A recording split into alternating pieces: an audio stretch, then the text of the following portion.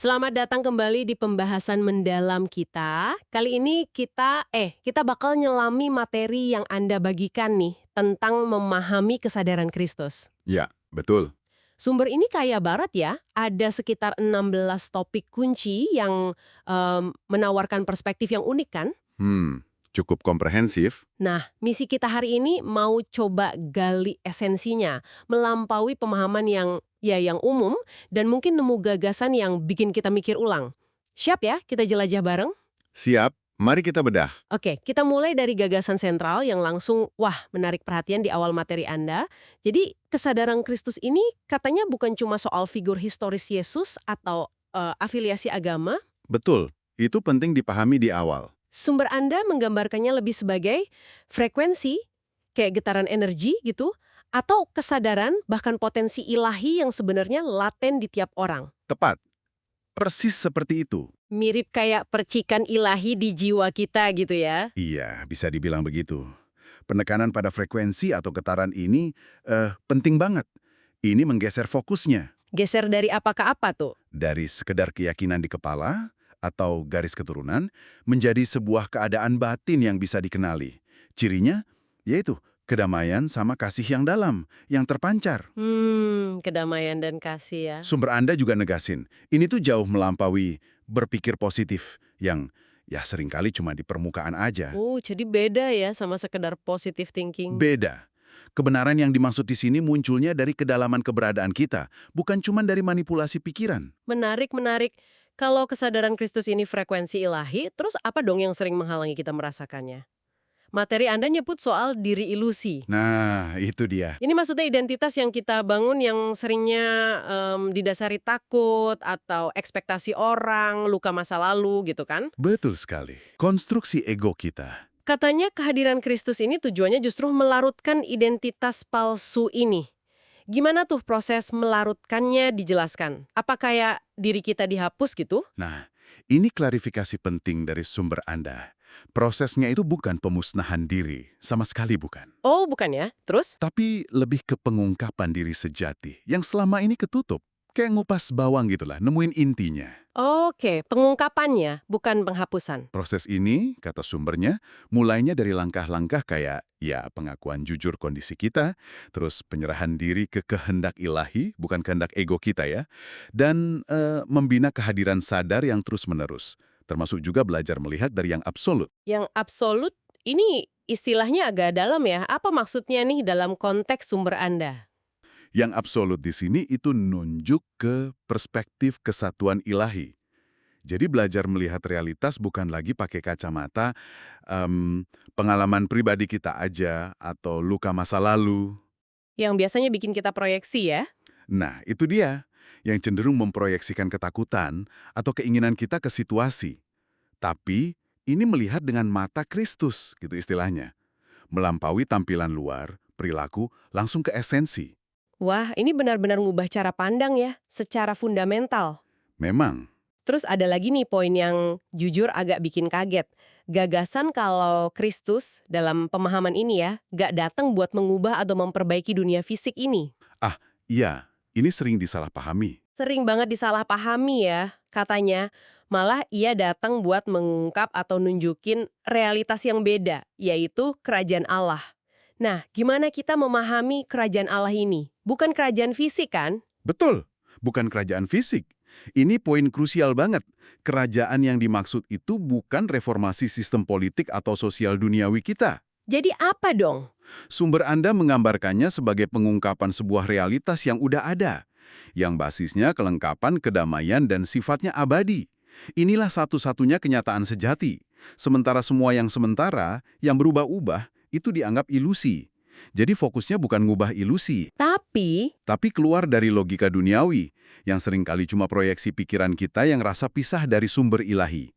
Nah, perspektif ini juga yang nanti ngubah cara kita lihat mujizat. itu bukan sesuatu yang dicari-cari buat buktiin kekuatan atau buat pamer. Sama sekali bukan. Tapi muncul sebagai konsekuensi alami aja pas kesadaran kita selaras sama kesadaran Kristus ini. Kayak efek samping harmoni gitu ya, antara kehendak kita dan kehendak ilahi. Tepat, konsekuensi alami bukan tujuan. Terus gimana penyelarasan ini bisa dicapai? Apa butuh usaha keras kayak meditasi berjam-jam gitu? Justru sebaliknya. Penyelarasan ini, kata sumber Anda, nggak dicapai lewat usaha keras ego buat jadi baik atau nyatu sama Tuhan, Bukan usaha, terus gimana? tapi lewat penyerahan diri. Nah, penyerahan di sini digambarin bukan sebagai tindakan sesaat aja, tapi sebuah keadaan batin yang berkelanjutan. Keadaan batin ya? Artinya, ya berhenti maksa, berhenti ngelawan arus batin, ngelepasin kebutuhan buat ngontrol semua. Ini keadaan menerima, membiarkan kebenaran ilahi bekerja lewat kita. Oke, jadi kuncinya di penyerahan sebagai keadaan batin. Nah, terakhir nih, ada satu lagi beda penting yang diangkat. Antara bereaksi sama mengungkapkan. Bisa dijelasin dikit lagi? Ya, kesadaran Kristus ini menurut materinya nggak bereaksi secara otomatis dari ego, nggak dari rasa pisah atau luka. Terus gimana? Dia cenderung ngamatin dulu situasinya dalam hening batin. Baru setelah itu, dia mengungkapkan sesuatu. Bisa tindakan, kata-kata, atau ya kehadiran aja, tapi asalnya dari kedalaman kasih dan damai itu. Jadi ada jeda hening dulu ya? Betul.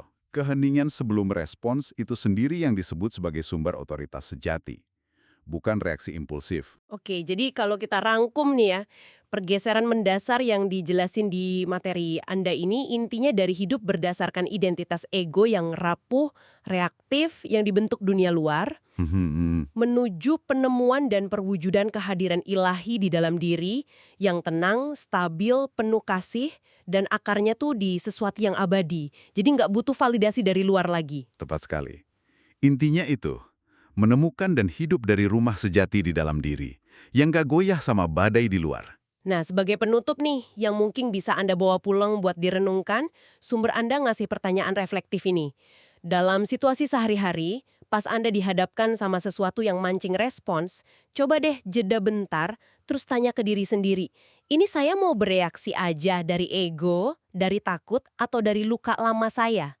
Atau bisa nggak ya saya ambil jeda, nyambung ke hening di dalam, terus mengungkapkan sesuatu dari tempat kasih dan damai? Pertanyaan yang bagus untuk perenungan. Pertanyaan simple ini mungkin bisa jadi semacam kompas batin buat kita semua ya. Halo, oke kita langsung masuk ya. Kali ini kita mau coba kupas tuntas nih satu konsep spiritual dari catatan Anda, kesadaran Kristus dalam diri orang percaya. Misinya sih kita coba pahami intinya, yang katanya ini lebih dari sekedar sosok sejarah atau ajaran agama tertentu gitu. Kayaknya menantang ya. Mari kita bedah bareng.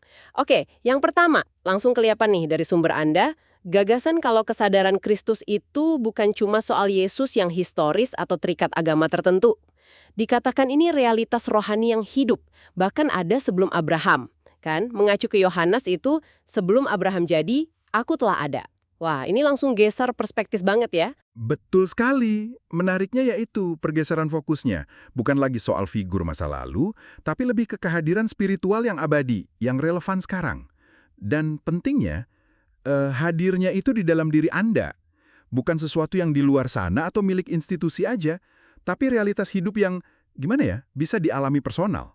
Sekarang ini. Nah, iya. Ini mengubah cara kita nyari yang ilahi berarti ya? Persis. Oke, kalau ini kehadiran internal, sumber Anda menggambarkannya gimana? Ada istilah kekuatan laten, atau kayak benih ilahi yang tersembunyi di tiap manusia. Seolah ada potensi ilahi gitu ya, yang tidur, nunggu dibangunin.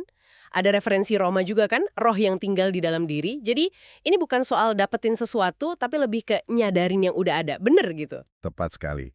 Ini memperkuat banget gagasan kalau sumber kekuatan sejati atau kerajaan yang tidak tergoncangkan seperti di Ibrani, itu carinya bukan di luar, justru ditemukannya di dalam. Kesadaran Kristus, kalau kita ikut pemahaman ini, ya proses mengenali, terus mengaktifkan potensi ilahi yang memang udah ada dalam diri Anda. Jadi perjalanannya lebih ke dalam gitu loh, bukan keluar. Ini nyambung nih ke konsep yang menurut saya inti banget. Percikan ilahi atau imago Dei itu ya. Kita diciptakan menurut gambar Allah. Sumber Anda ini mengartikannya bukan cuma label ya, tapi kayak kita ini bawa semacam cetak biru atau DNA spiritual ilahi. Nah, hubungannya sama kesadaran Kristus gimana? Hubungannya erat banget. Kalau kita lihat gambaran besarnya, imago Dei itu kan artinya ada esensi ilahi dalam diri kita.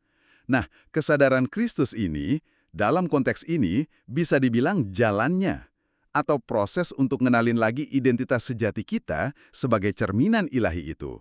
Semacam pulang gitu, ke jati diri spiritual. Menyadari kita bukan cuma makhluk fisik, tapi dari terang bawah cahaya itu. Jadi ada panggilan untuk hidup dari kesadaran itu. Oke, jadi ada potensi ilahi laten, ada cetak biru Imago Dei. Lalu, gimana cara mengaktifkan atau menyadari ini menurut sumber Anda? Katanya kuncinya bukan cuma ajaran atau dogma, tapi hadir secara utuh dalam keheningan, kesadaran penuh. Ini kayak Mazmur ya, diamlah dan ketahuilah akulah Allah, sama relasi intim di Yohanes. Tinggallah di dalam aku dan aku di dalam kamu. Bisa dijelasin dikit soal keheningan dan hadir ini? Gimana maksudnya? Iya, ini nunjuk ke kualitas pengalaman batin sih. Keheningan di sini bukan kosong, tapi lebih kayak ruang sadar buat mendengar atau ngerasain kehadiran ilahi yang mungkin subtil ya. Hadir secara utuh itu ya, bawa seluruh kesadaran kita ke momen sekarang. Nggak kemana-mana, nggak ke masa lalu atau masa depan. Sumber Anda ini kayaknya melihat ini sebagai cara menyelaraskan diri, menyamakan frekuensi atau getaran batin kita dengan kedamaian dan kehadiran ilahi yang katanya udah ada di dalam. Ini lebih ke penyatuan dalam kesadaran, bukan sekedar paham di kepala aja. Oh, jadi soal frekuensi atau getaran ya, menarik. Sumber Anda juga bilang kalau kesadaran Kristus ini vibrasi abadi dalam setiap jiwa. Getaran kasih yang kekal, universal, nggak mandang latar belakang, buat siapa aja yang hatinya terbuka, berserah. Ini nyambung ke 1 Yohanes ya, Allah adalah kasih, jadi intinya kasih dong. Ya, kayaknya kasih ini jadi inti atau vibrasi fundamentalnya menurut sumber ini.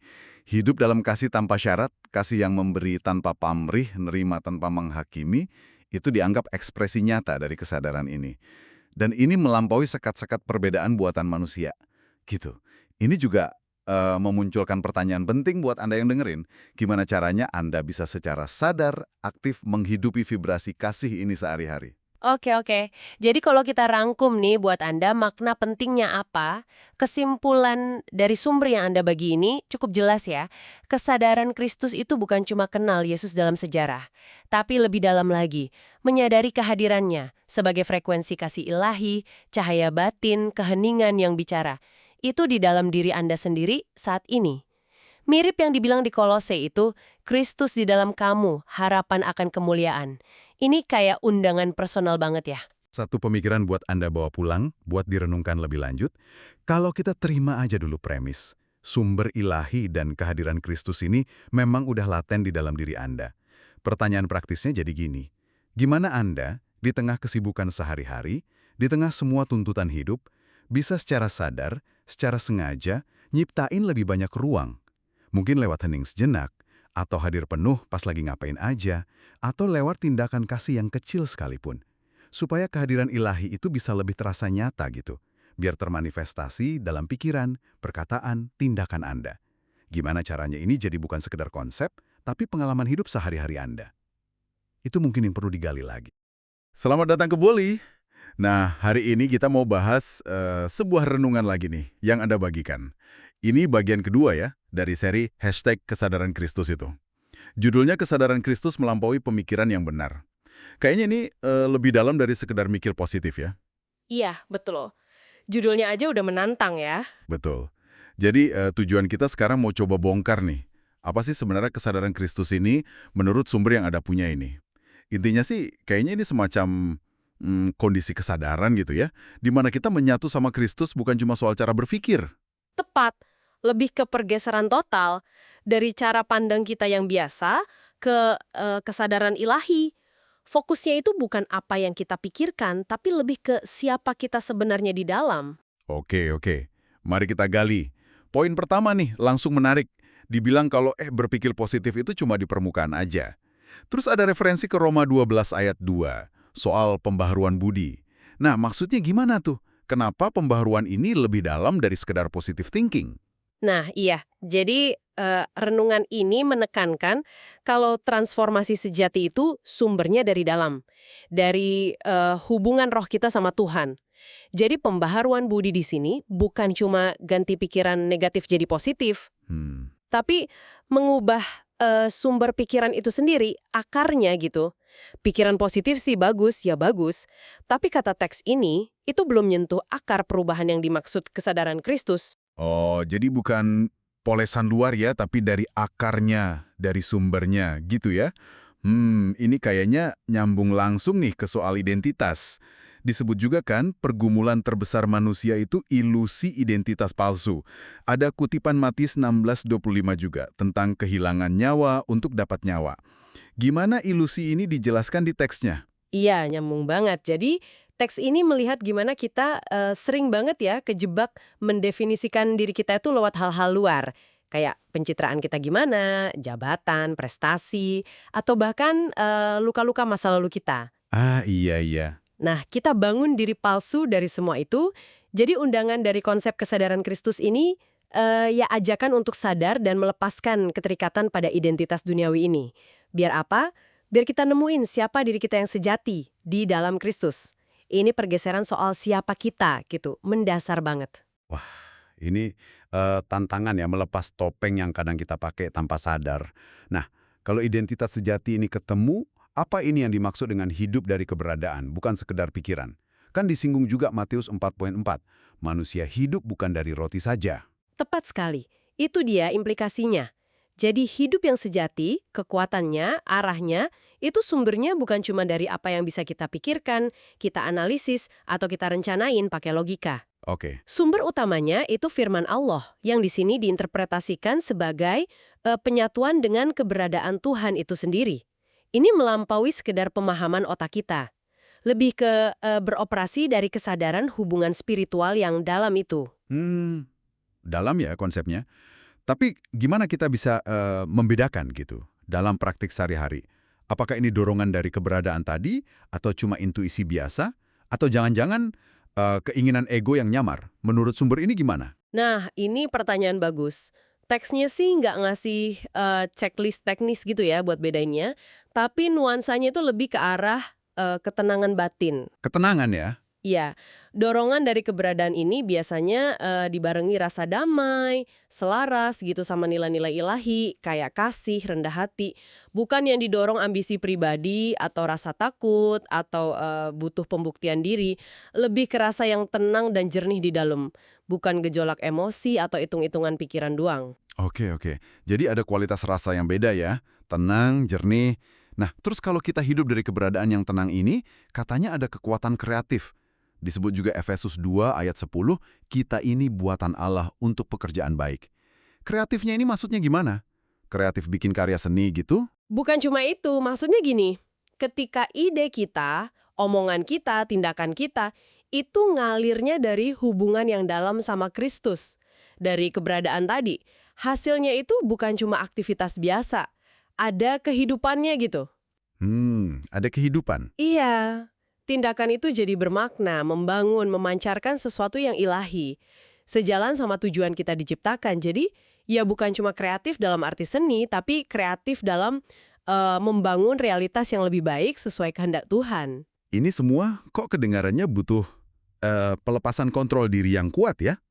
Makanya poin terakhir soal penyerahan diri dengan lembut, lepasin ego, jadi penting banget ya. Ada kutipan Matius 11:29 juga kan? Belajar dari Yesus yang lemah lembut dan rendah hati. Kenapa sih kelembutan ini ditekankan? Justru itu kuncinya. Kelembutan itu penting karena transformasi ini, menurut renungan itu ya, bukan soal maksa perubahan pakai kekuatan ego kita, malah kebalikannya. Oh gitu. Iya, dengan sadar dan lembut melepaskan cengkeraman ego, keinginan kita buat ngontrol, buat merasa paling benar, buat diakui, kita justru bikin ruang supaya kehendak Tuhan bisa bekerja. Penyerahan ini terjadinya dalam damai dan penerimaan, bukan dalam perjuangan ego yang bikin gelisah. Ini bukan kalah, tapi membuka diri. Oke, jadi kalau kita tarik benang merahnya nih ya, kesadaran Kristus yang digambarin di sini tuh bukan cuma jadi orang yang lebih positif atau lebih baik secara moral gitu ya, tapi ini undangan buat masuk lebih dalam lagi, ke ranah spiritual. Betul sekali. Tempat di mana identitas sejati kita ketemu dalam hubungan sama Tuhan, di mana tindakan kita bisa selaras sama maunya Dia, dan damai sejati itu bisa berakar. Jadi ingat kutipan di akhir tadi, sebab kami hidup oleh iman bukan karena melihat dari 2 Korintus 5:7 itu ya. Ini benar-benar soal cara melihat dan hidup yang beda ya. Tepat sekali. Dan ini mungkin ninggalin satu perenungan menarik ya buat Anda yang mendengarkan, mengingat fokusnya pada keberadaan yang melampaui sekedar pemikiran. Nah, gimana caranya Anda bisa mulai lebih peka gitu mengamati dalam keseharian Anda. Momen-momen ketika tindakan Anda itu rasanya lahir dari kesadaran batin yang tenang, itu yang beda dari sekedar reaksi otomatis pikiran atau kebiasaan yang udah terpola. Coba direnungkan. Selamat datang kembali. Hari ini kita mau bahas sesuatu yang lumayan menantang nih. Sumber kita sebuah renungan, judulnya Kesadaran Kristus bukan sosok tapi frekuensi. Ini ngajak kita mikir ulang, gimana kalau Kristus itu bukan cuma sosok sejarah 2000 tahun lalu, tapi lebih kayak semacam energi atau frekuensi ilahi yang bisa Anda rasakan sekarang. Gitu. Yuk kita coba telusuri bareng ya gagasan frekuensi kesadaran ini. Dan apa sih artinya buat pengalaman spiritual Anda? Biasanya kan kita kenal Kristus ya dari cerita Injil, liturgi, gitu-gitu aja. Nah, gimana persisnya sumber ini geser pemahaman itu ke arah frekuensi? Ini kedengarannya radikal banget sih. Betul, betul. Pergeserannya itu signifikan ya. Jadi penulis renungan ini bilang, setelah kenaikannya, kehadiran Kristus itu udah nggak fisik lagi, tapi hadirnya lewat Roh Kudus. Nah, ini buat siapa aja yang istilahnya buka hati. Kayak undangan di Wahyu itu loh, dia ngetok pintu hati. Jadi ini bukan soal mengenang masa lalu, tapi lebih ke mengalami kehadiran spiritual yang aktif yang nyata ya sekarang ini. Oh, jadi pengalaman langsung ya, bukan cuma konsep teologis gitu. Lalu gimana frekuensi atau vibrasi ini dijelasin lebih lanjut? Ini cuma kiasan aja atau ada makna yang lebih dalam menurut sumber ini? Sumber ini ngambarinya sebagai semacam getaran ilahi gitu, yang jadi dasar semua ciptaan. Agak mirip sama gagasan di Kisah Para Rasul ya, di dalam dia kita hidup, bergerak, dan ada. Nah, yang penting getaran ini tuh bukan teori, tapi sesuatu yang bisa dirasain. Caranya gimana? Katanya sih terutama lewat rasa syukur yang tulus, yang beneran dari hati, bukan sekedar di mulut aja. Ini digambarin sebagai getaran spiritual yang dalam, bukan emosi sesaat gitu. Wah, rasa syukur jadi semacam alat ya buat ngerasain getaran ilahi itu. Oke, menarik. Terus ada gagasan lagi nih. Kesadaran Kristus ini katanya bukan soal keturunan atau tradisi, tapi keadaan jiwa. Bisa dijelasin dikit nggak maksudnya keadaan jiwa ini apa sih? Maksudnya gini, ini tuh kondisi batin kita, kondisi yang selaras sama kehendak Tuhan. Jiwa yang, gimana ya, yang terbuka, yang pasrah, yang haus kebenaran. Mirip kayak di Matius, orang yang suci hatinya bakal melihat Allah. Jadi penekanannya di kesadaran internal kita, keterbukaan hati nurani, bukan cuma nurutin ajaran atau tradisi dari luar. Ini lebih ke transformasi dari dalam. Transformasi. Menuju yang tadi disebut pikiran Kristus itu ya. Puncak kesadaran yang penuh damai dan kasih. Tapi kalau ini bukan soal logika atau argumen, gimana kita bisa tahu atau ngenalin pas kita lagi ada di frekuensi atau kesadaran ini? Apa tandanya? Nah, sumber ini nekenin banget. Ini tuh dialami, bukan sekedar dipikirin atau dipahamin pakai otak. Anda bisa ngenalinnya lewat hadiratnya. Kehadirannya itu. Hadirat ini bawa rasa damai yang, susah dijelasin pakai kata-kata. Damai yang beda banget sama yang ditawarin dunia. Kayak yang dijanjiin di Yohanes itu loh. Nah, pengalaman damai ini, menurut penulisnya ya, muncul pas ada momen kita benar-benar pasrah, percaya penuh.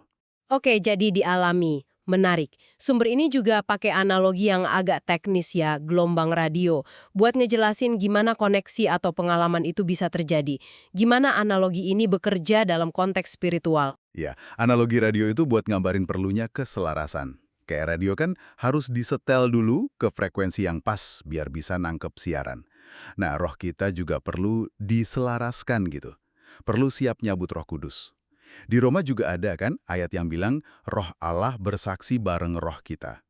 Nah, pas terjadi keselarasan batin ini, resonansi ilahi gitu istilahnya, maka doa kita, kerinduan kita, bahkan mungkin air mata kita, itu nyampe.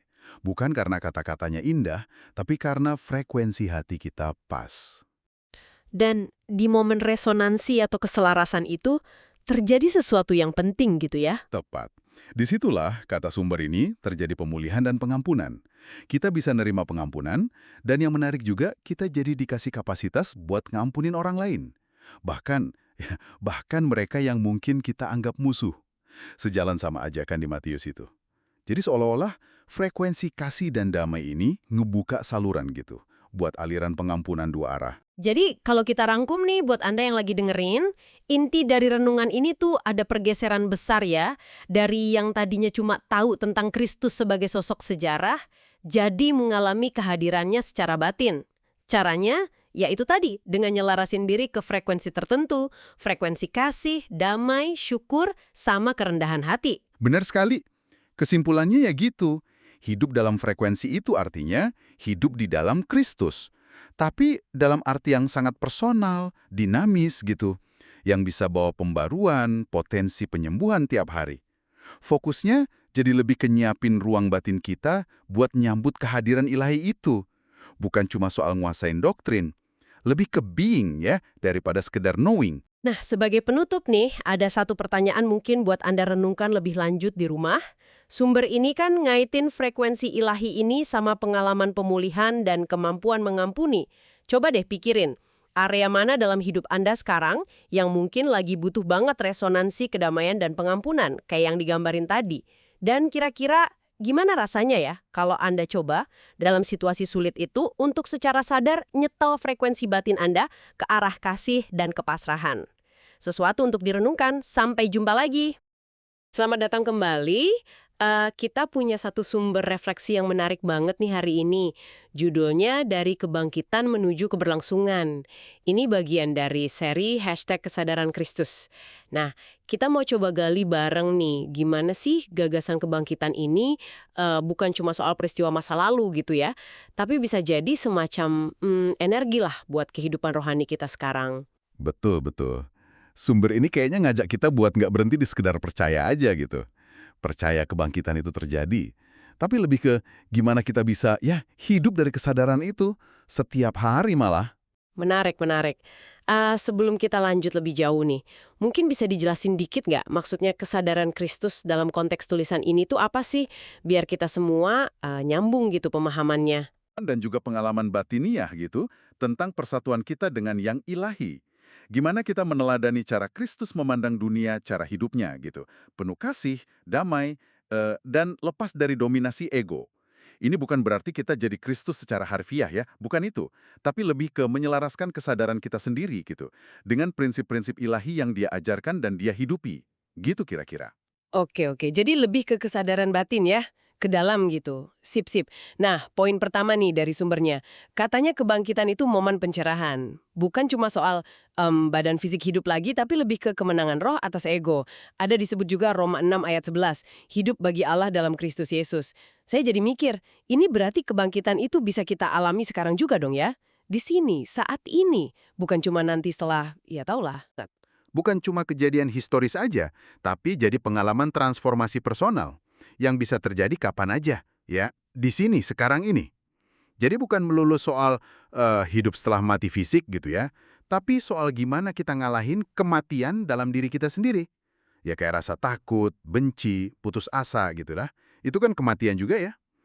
Kemenangan atas ilusi keterpisahan yang sering banget diciptain ego kita. Itu intinya sih. Wah, oke, oke. Dalam juga ya maknanya. Kalau gitu, ini nyambung dong ke poin berikutnya. Katanya kebangkitan itu bukan garis finish, malah dibilang pintu gerbang. Kayak di 2 Korintus 5 ayat 17, siapa yang ada di dalam Kristus, ia adalah ciptaan baru. Nah, kalau ini pintu gerbang, berarti ada perjalanan lagi dong ya setelahnya. Nggak berhenti di situ aja kan? Ini gimana ngubah cara kita lihat pertemuan spiritual kita jadinya? Tepat sekali. Gambaran besarnya memang gitu. Bangkit bersama Kristus itu baru langkah awal aja.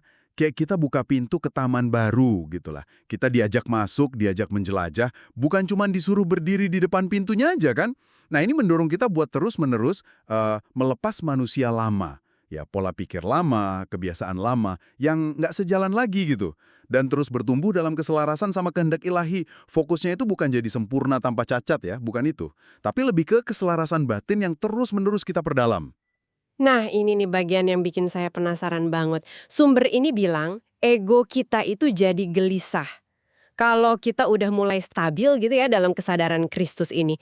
Malah dikutip Filipi 4 ayat 7 tentang damai sejahtera Allah yang melampaui segala akal.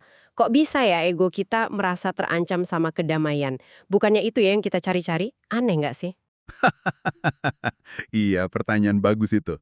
Yang menarik di sini adalah, gini loh, kedamaian sejati yang lahir dari kesadaran Kristus ini kan sifatnya dari dalam, nggak bergantung sama validasi dari luar, status, pujian, kekuasaan, hal-hal gitulah. Padahal itu kan biasanya jadi makanan ego ya. Nah, hati yang udah berserah pada roh itu jadi susah dikendalikan sama dinamika duniawi yang seringnya digerakin ego. Makanya ego jadi merasa terancam, kontrolnya hilang gitu. Nah, ini langsung muncul pertanyaan penting buat Anda renungkan nih. Di tengah semua kesibukan, tekanan dunia luar, gimana caranya Anda bisa jaga jangkar kedamaian batin ini? Biar nggak gampang goyah gitu. Katanya kuncinya itu beraja dalam roh tanpa henti. Di Galatia 5 ayat 25 kan dibilang, hiduplah juga oleh roh. Ini kedengarannya bukan sesuatu yang terjadi sesekali aja ya, pas lagi doa atau retret gitu. Tapi lebih kayak gaya hidup terus-menerus. Benar sekali. Ini bukan pengalaman puncak sesaat yang datang dan pergi, tapi sebuah keadaan yang perlu dipelihara. Dan ini nyambung banget sama ide buat mendidik ulang fokus perhatian kita. Kayak yang diingatkan di Kolose 3 ayat 2, pikirkanlah perkara yang di atas, bukan yang di bumi. Maksudnya bukan kita jadi ngawang-ngawang nggak peduli dunia ya, bukan. Tapi secara sadar, kita alihkan fokus internal kita. Dari yang tadinya cuma urusan duniawi atau cari pengakuan luar, ke arah tujuan dan kehadiran ilahi di dalam diri kita. Ini latihan terus-menerus sih ngarahin perhatian kita. Sumber ini nyebut soal kebebasan dari belenggu masa lalu. Terus juga kecenderungan kita buat ngejudge orang lain. Ada rujukan ke Yakobus 2 ayat 13 soal belas kasihan yang menang atas penghakiman. Nah, ini artinya apa nih buat kita sehari-hari? Praktisnya gimana? Wah, implikasi praktisnya besar banget ini. Ini kayak undangan buat transformasi nyata dalam cara Anda berinteraksi, baik sama diri sendiri maupun sama orang lain. Belajar buat benar-benar hadir di momen sekarang ini. Nggak terus-terusan disetir sama luka atau penyesalan masa lalu. Dan pas interaksi sama orang lain, dasarnya itu belas kasihan dan pengertian. Bukan lagi gampang ngejudge atau reaksi defensif yang sering muncul dari ego kita kan? Intinya, kita merespons hidup dari tempat kasih, bukan dari ketakutan lagi. Jadi, kalau boleh saya rangkum nih ya, inti dari pembahasan kita dari sumber ini, kebangkitan dalam konteks kesadaran Kristus itu bukan cuma peristiwa sekali terjadi, tapi lebih kayak pintu masuk. Pintu yang terus terbuka menuju kehidupan rohani yang dinamis, yang berkelanjutan. Ini tentang gimana kita nemuin dan hidup dalam ritme yang baru. Ritme kasih, damai, kebenaran yang dipandu oleh roh dan fokusnya ke yang ilahi. Gitu ya? Tepat sekali. Dan ini ninggalin satu pertanyaan penting ya, buat Anda bawa pulang, buat direnungkan lebih dalam lagi.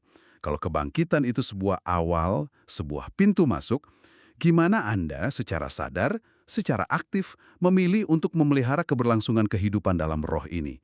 Ya setiap hari, di tengah semua kesibukan, tantangan, dan realitas hidup Anda saat ini. Bagaimana caranya? Wah, pertanyaan yang kuat banget tuh buat direnungkan. Oke deh, terima kasih banyak sudah menyimak pembahasan kita kali ini ya. Sampai jumpa lagi. Selamat datang kembali di pembahasan kita. Kali ini kita mau gali lebih dalam sebuah teks refleksi spiritual nih. Judulnya Melarutkan Diri Ilusi Identitas Buatan Dunia, bagian dari seri #Kesadaran Kristus.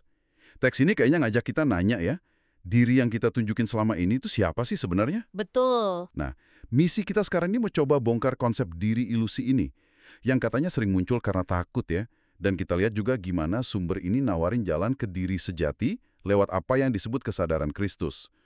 Intinya sih cara pandang yang fokus ke ajaran dan kehadiran Kristus gitu. Oke, kita bedah bareng yuk. Iya, yang langsung kerasa kuat dari awal tuh ini teks kayak langsung nantang anggapan kita gitu loh. Identitas yang kita rasa paling gue banget gitu, kata penulisnya seringkali cuma ya konstruksi aja. Konstruksi ya? Iya, semacam topeng lah kita pakai karena tuntutan dari luar atau mungkin rasa takut, bukan yang asli dari dalam. Makanya disebut ilusi. Ilusi dan akar ilusinya itu seperti yang tadi disinggung, seringkali ketakutan ya. Takut gagal, takut nggak dianggap hebat, atau takut ditolak gitu kan. Banget. Jadi kita bangun semacam persona, ya kayak benteng lah, biar aman gitu rasanya. Ini jadi inget ayat di Roma 8 itu loh. Oh, yang soal roh perbudakan sama roh anak Allah itu ya? Nah, iya. Kita kan dipanggil buat bebas, bukan buat takut terus kayak budak. Tapi masalahnya, identitas yang pondasinya takut gini kan rapuh banget jadinya. Tepat, gampang banget goyah. Kena puji dikit, melambung, dikritik atau gagal, rasanya langsung ambruk. Nah, disitulah peran Kristus. Menurut teks ini ya, jadi penting banget. Kehadirannya tuh bukan buat moles topeng kita biar makin keren di mata dunia. Justru sebaliknya. Oh iya, gimana tuh? Justru buat bantu kita lepas dari cengkraman ilusi itu, kayak di Matius tuh, yang bilang siapa mau selamatkan nyawa malah kehilangan. Tapi yang kehilangan nyawa karena dia malah dapat. Iya. Kehilangan nyawa di sini mungkin maksudnya kehilangan identitas palsu itu kali ya, yang kita pegang erat-erat. Bisa jadi gitu, jadi fokusnya geser. Bukan lagi ngejar validasi dunia, tapi lebih kesetia sama panggilan Tuhan aja. Meskipun, ya mungkin kita belum ngeh 100% tujuannya apa. Wah, ini pergeseran besar sih. Artinya, kita diajak buat bener-bener lepasin label-label ya. Betul. Kayak sukses, gagal, penting, nggak penting, yang sering kita tempel sendiri atau ditempelin orang lain. Penulisnya bilang, ya Anda itu Anda, saya ya saya, lepas dari penilaian luar. Hari ini dibilang hebat, besok salah. Emang esensi diri kita berubah? Kan nggak juga. Ini nyambung sama Galatia juga ya. Jangan nipu diri sendiri. Iya, jangan merasa diri, wah, padahal biasa aja gitu ya. Intinya, stoplah gantungin nilai diri ke citra yang gampang hilang itu loh. Oke. Tapi, nah ini penting nih biar nggak salah paham. Penulisnya nekenin banget. Proses melarutkan diri ilusi ini bukan berarti kita jadi nggak punya harga diri atau jadi nihil gitu, bukan. Sama sekali bukan. Oke, terus apa dong? Ini lebih kayak pengungkapan. Kayak ngupas lapisan bawang gitu. Ngupas kepalsuan buat nemuin siapa kita sebenarnya di hadapan Tuhan. Kan kita ini buatan Allah, gitu kata Efesus. Ya, iya. Diciptakan untuk pekerjaan baik. Nah, jadi kesadaran Kristus itu bukan ngancurin keunikan kita, tapi justru murniin. Biar selaras lagi sama maunya Tuhan. Ini lebih ke pembebasan sih, bukan penghancuran. Oke, mulai kebayang nih konsepnya. Tapi, cara praktisnya gimana ya?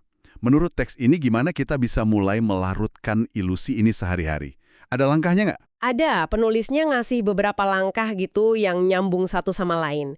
Dimulai dari pengakuan. Pengakuan. Ya, masuknya berani jujur lihat kondisi diri kita apa adanya. Termasuk topeng-topengnya, ketakutan di baliknya, dilihat aja dulu, disadari gitu. Tanpa ngejudge diri sendiri. Jujur mengakui ya. Oke, setelah itu? Nah, langkah berikutnya penyerahan. Ini bukan pasrah diam aja ya, tapi aktif nyerahin kendali hidup sama citra diri kita ke Tuhan. Biar dia yang bentuk, bukan lagi dunia atau ego kita. Penyerahan. Oke, aktif ya, bukan pasif. Betul. Terus ada keberlangsungan. Maksudnya, ini proses, bukan sulap. Jadi perlu dijalani terus-menerus. Konsisten dalam hidup rohani kita. Balik lagi ke kesadaran ini. Perlu konsisten ya, nggak bisa instan. Oke, ada lagi? Ada yang terakhir disebut kehadiran.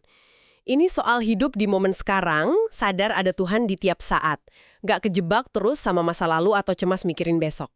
Wah, ini kayak di Galatia itu ya. Bukan aku lagi yang hidup, tapi Kristus yang hidup di dalam aku. Hidup sadar sama Tuhan di sini, saat ini. Persis. Jadi kalau kita tarik benang merahnya nih ya, kesadaran Kristus di teks ini tuh semacam perjalanan transformasi. Dari identitas palsu yang dibikin sama rasa takut dan tuntutan dunia, ke identitas sejati yang akarnya hubungan kita sama Kristus. Jadi kita diajak lihat diri kita bukan cuma dari status, sukses, atau gagalnya kita ya. Bukan, tapi sebagai ciptaan yang dikasihi Tuhan, yang punya panggilan khusus. Iya, dan justru pas kita lepasin yang palsu itu, disitulah kita nemu kebebasan yang asli ya. Menurut penulisnya gitu kan? Betul. Kebebasan jadi diri kita yang paling otentik. Di hadapan Tuhan, juga di hadapan sesama. Nah, di situ katanya kemuliaan Kristus jadi kelihatan. Dalam banget ya pembahasannya. Iya. Dan ini meninggalin satu pertanyaan refleksi yang menarik juga sih ya buat kita semua, buat Anda yang dengerin juga. Coba deh bayangin sebentar aja. Kalau Anda bisa benar-benar nih lepasin semua topeng, semua label yang dari dunia itu, walaupun cuma sehari aja. Hmm, Kira-kira gimana ya rasanya hidup dalam keaslian total kayak gitu? Apa ya yang bakal berubah? Cara interaksi kita, cara kita lihat diri sendiri, cara kita mandang dunia mungkin. Wah, iya ya, jadi mikir. Nah, itu pertanyaan buat direnungin sendiri mungkin ya, dibawa dalam refleksi pribadi Anda masing-masing. Oke, kita langsung aja ya bahas materi menarik yang Anda bagikan ini. Judulnya, Segala yang Tidak Abadi Adalah Ilusi. Ini dari seri #Kesadaran Kristus ya? Ya, betul. Itu kutipan dari sebuah teks refleksi. Sip. Jadi tujuan kita sekarang ini mau coba gali lebih dalam nih. Apa sih bedanya antara yang katakanlah ilusi duniawi yang sementara sama realitas sejati yang abadi menurut tulisan ini? Hmm, Kita coba pahami ukurannya gimana, terus gimana cara bedainnya dalam hidup kita sehari-hari. menarik sekali ya, karena ini kan intinya soal menggeser fondasi hidup kita. Menggeser fondasi maksudnya gimana tuh? Ya, dari yang mungkin kita rasa rapuh, gampang goyah, kayak pencapaian, status, hal-hal gitu, ke sesuatu yang dianggap teks ini lebih kokoh, lebih abadi. Oh oke, mencari pijakan yang nggak lekang oleh waktu atau kondisi gitu ya. Persis. Nah, poin pertama di teks ini langsung, wah, lumayan nonjok sih. Lainnya, yang abadi itu nyata. Jadi kalau sesuatu itu nggak kekal, nggak berasal dari Tuhan, ya itu nggak benar-benar nyata. Ya, konsepnya begitu. Ada kutipan ayatnya juga kan, 2 Korintus 4:18, sebab yang kelihatan adalah sementara, sedangkan yang tidak kelihatan adalah kekal. Contohnya juga langsung, kena banget, uang, status, jabatan, Semuanya sementara katanya. Akan lenyap. betul. Hanya yang bersumber dari kekekalan Allah yang akan tetap. Kedengarannya agak ekstrim ya? Mungkin terasa ekstrim karena menantang pandangan umum kita ya. Tapi coba deh kita kaitkan sama poin berikutnya. Oke, apa tuh poin berikutnya? Bahwa yang nyata itu tidak berubah dan tidak memerlukan pertahanan. Kebenaran sejati menurut teks ini ya sifatnya gitu aja. Tetap. Nggak goyah sama opini orang atau perubahan zaman. Menarik. Kayak di Ibrani 13:8 itu Yesus Kristus tetap sama baik kemarin maupun hari ini dan sampai selama-lamanya. Nah, kontrasnya apa? Yang palsu, yang ilusi. Yang ilusi gimana? Itu yang justru butuh terus dirawat, dijaga citranya, dibela mati-matian. Selalu ada dorongan untuk membuktikan diri. Kenapa? Ya karena dasarnya rapuh.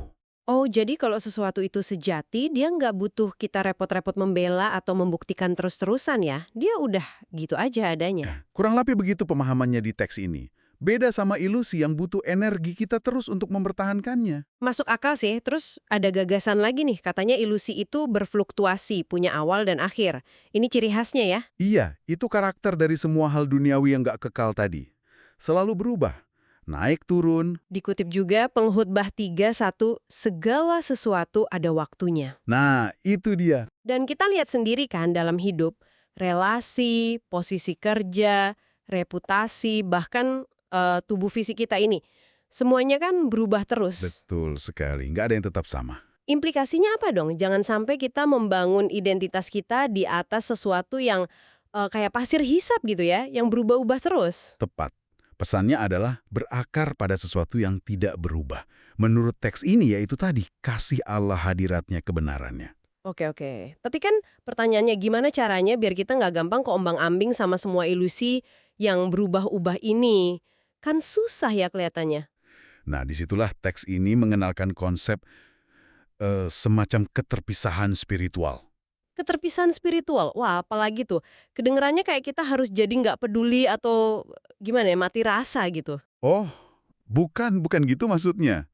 Ini lebih ke latihan kesadaran sih, membangun semacam saksi atau pengamat di dalam diri kita. Pengamat? Pengamat apa nih? Pengamat terhadap pikiran kita, emosi kita, keterikatan kita. Jadi kita bisa melihat semua itu muncul dan pergi tanpa langsung hanyut atau dikuasai olehnya. Ingat Markus 14 ayat 38, berjaga-jaga dan berdoa. Oke, jadi bukan menyangkal perasaan ya? Kalau sedih ya sedih aja gitu. Iya, persis. Merasakan itu boleh bahkan perlu, tapi kita sadar bahwa kita bukan emosi itu. Kita adalah ruang tempat emosi itu hadir dan berlalu. Kita nggak diperbudak olehnya. Hmm, gimana caranya melatih itu? Ada langkah praktisnya? Ada 3 fondasi latihan yang disarankan teks ini. Pengamatan, ketulusan, dan pelepasan. Oke, coba kita bedah satu-satu deh.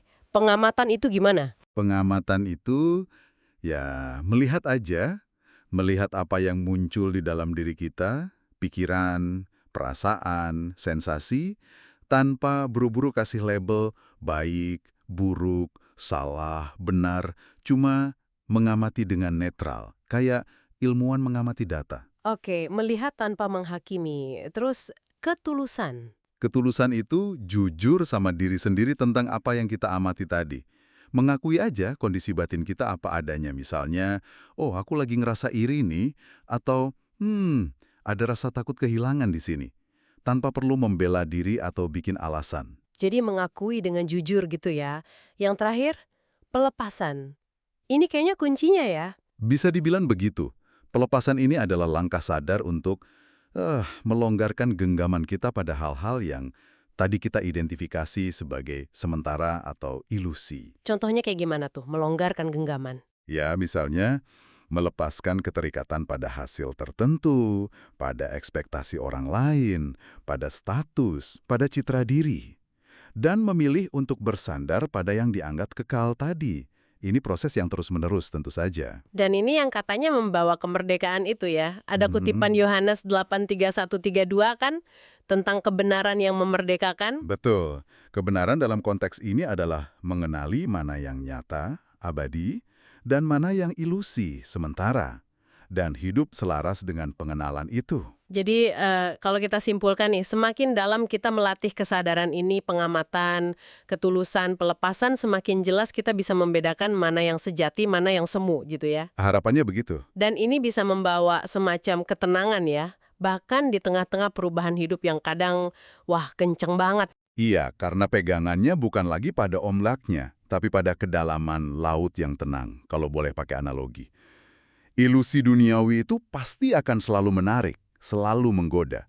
Tapi kata teks ini, roh di dalam diri kita punya kapasitas untuk mengenali kebenaran yang gak goyah itu. Menarik sekali. Nah, ini jadi mikir nih. Gimana? Ini kan membawa kita ke pertanyaan reflektif ya, buat Anda yang mendengarkan juga. Gimana sih caranya menerapkan pembedahan antara yang fana dan abadi ini dalam keseharian Anda? Pertanyaan bagus. Adakah ilusi, mungkin ekspektasi, target, status, atau pencapaian sementara yang tanpa sadar udah jadi sandaran utama Anda selama ini? Sesuatu yang Anda bela mati-matian mungkin. Nah, iya. Coba deh direnungkan. Sebagai penutup dari pembahasan kita kali ini, coba pikirkan ini. Kalau Anda pakai kacamata 3 latihan tadi, pengamatan, ketulusan, dan pelepasan, ada nggak satu aja deh aspek dalam hidup Anda sekarang yang bisa mulai Anda lihat dari perspektif kekekalan, seperti yang digambarkan teks ini, dan bukan cuma dari sudut pandang kesementaraannya aja. Sesuatu untuk dipikirkan lebih lanjut ya. Betul, sesuatu untuk Anda renungkan. Halo, selamat datang di pembahasan kita. Hari ini kita punya satu sumber menarik nih, sebuah teks renungan judulnya Kesadaran Kristus Melihat dari yang Absolut.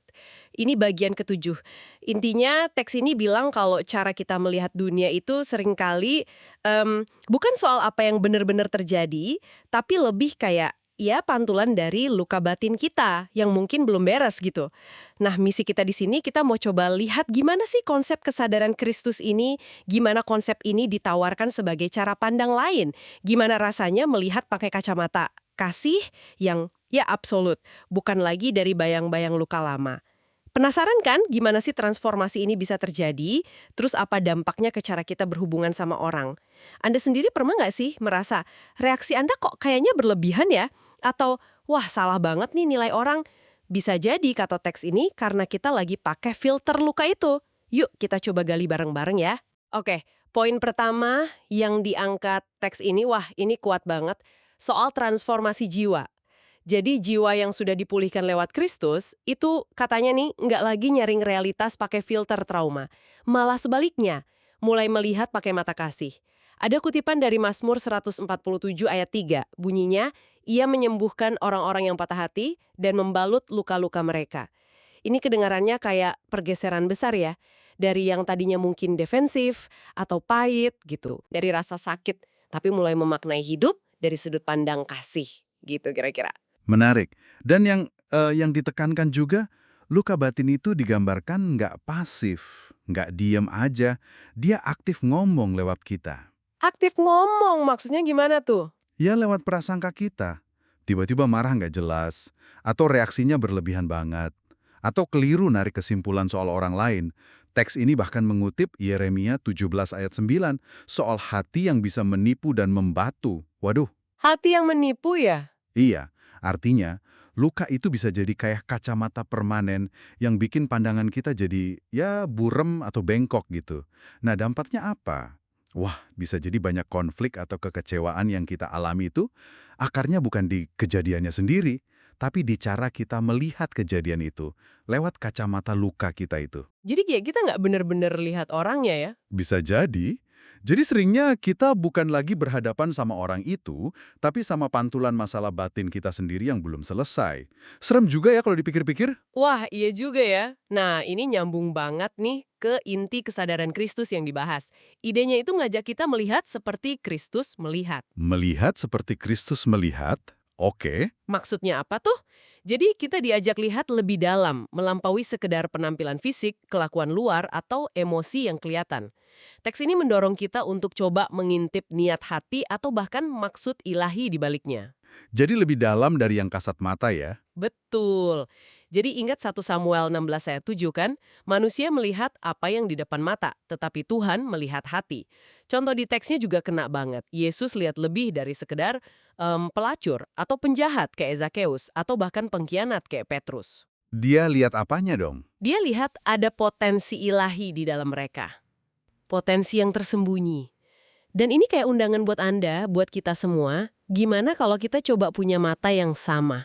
Yang bisa lihat potensi itu di balik semua yang kelihatan biasa atau bahkan yang kelihatan buruk sekalipun. Ini erat kaitannya sama langkah berikutnya yang dibahas di teks ini ya. Yaitu berani melepas narasi diri kita yang terluka. Cerita lama tentang diri kita. Cerita lama, maksudnya Ya kita kan sering nggak sadar pegang erat cerita kalau, saya ini korban, saya selalu ditinggalkan, saya nggak berharga, saya pasti gagal terus. Teks ini bilang itu tuh narasi yang dibuat sama ego kita yang lagi luka. oh, jadi itu bukan identitas kita yang sebenarnya? Kan, menurut teks ini bukan. Ada kutipan bagus dari Kolose 3 ayat 3. Sebab kamu telah mati dan hidupmu tersembunyi bersama dengan Kristus di dalam Allah. Jadi, melepaskan cerita lama itu sama aja kayak ngasih ruang buat identitas baru kita dalam Kristus.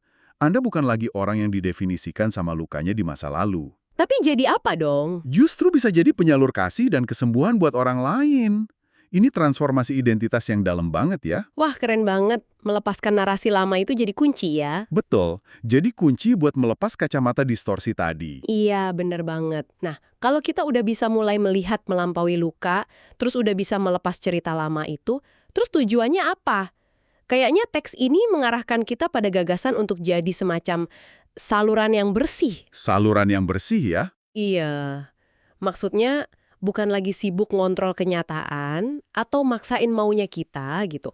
Tapi lebih ke membiarkan kenyataan dan kasih Tuhan itu ngalir aja lewat kita.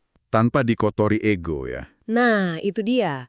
Tanpa dikotori sama ego, prasangka, atau ambisi pribadi kita. Betul. Teks ini juga mengutip 2 Korintus 4 ayat 7, harta ini kami punyai dalam bejana tanah liat. Jadi bersih di sini artinya, yaitu tadi, melihat apa adanya, mengasihi tanpa syarat, merespon tanpa proyeksi luka kita lagi, melayani tanpa ada agenda tersembunyi. Jadi lebih kayak pengamat yang hadir utuh ya? Persis. Jadi semacam pengamat yang hadir utuh di momen itu, bukan pelaku yang cuma reaktif sama keadaan. Lebih tenang, lebih jernih. Oke. Jadi kalau diringkas nih ya, inti dari pembahasan kita dari teks ini adalah melihat dari yang absolut itu. Artinya melihat dari kesadaran yang udah nggak didominasi lagi sama luka dan emosi yang naik turun yang nggak stabil. Penting nih catatannya. Bukan berarti kita jadi kebal rasa sakit ya teman-teman, bukan itu. Tapi luka itu nggak lagi jadi kacamata utama kita buat lihat dunia dan orang lain. Nah, ini ada pertanyaan menarik buat refleksi Anda di rumah. Kalau dalam kesadaran Kristus ini, penglihatan kita dipulihkan. Kita nggak cuma hidup dengan terang, tapi bisa melihat pakai terang itu sendiri. Terang itu apa?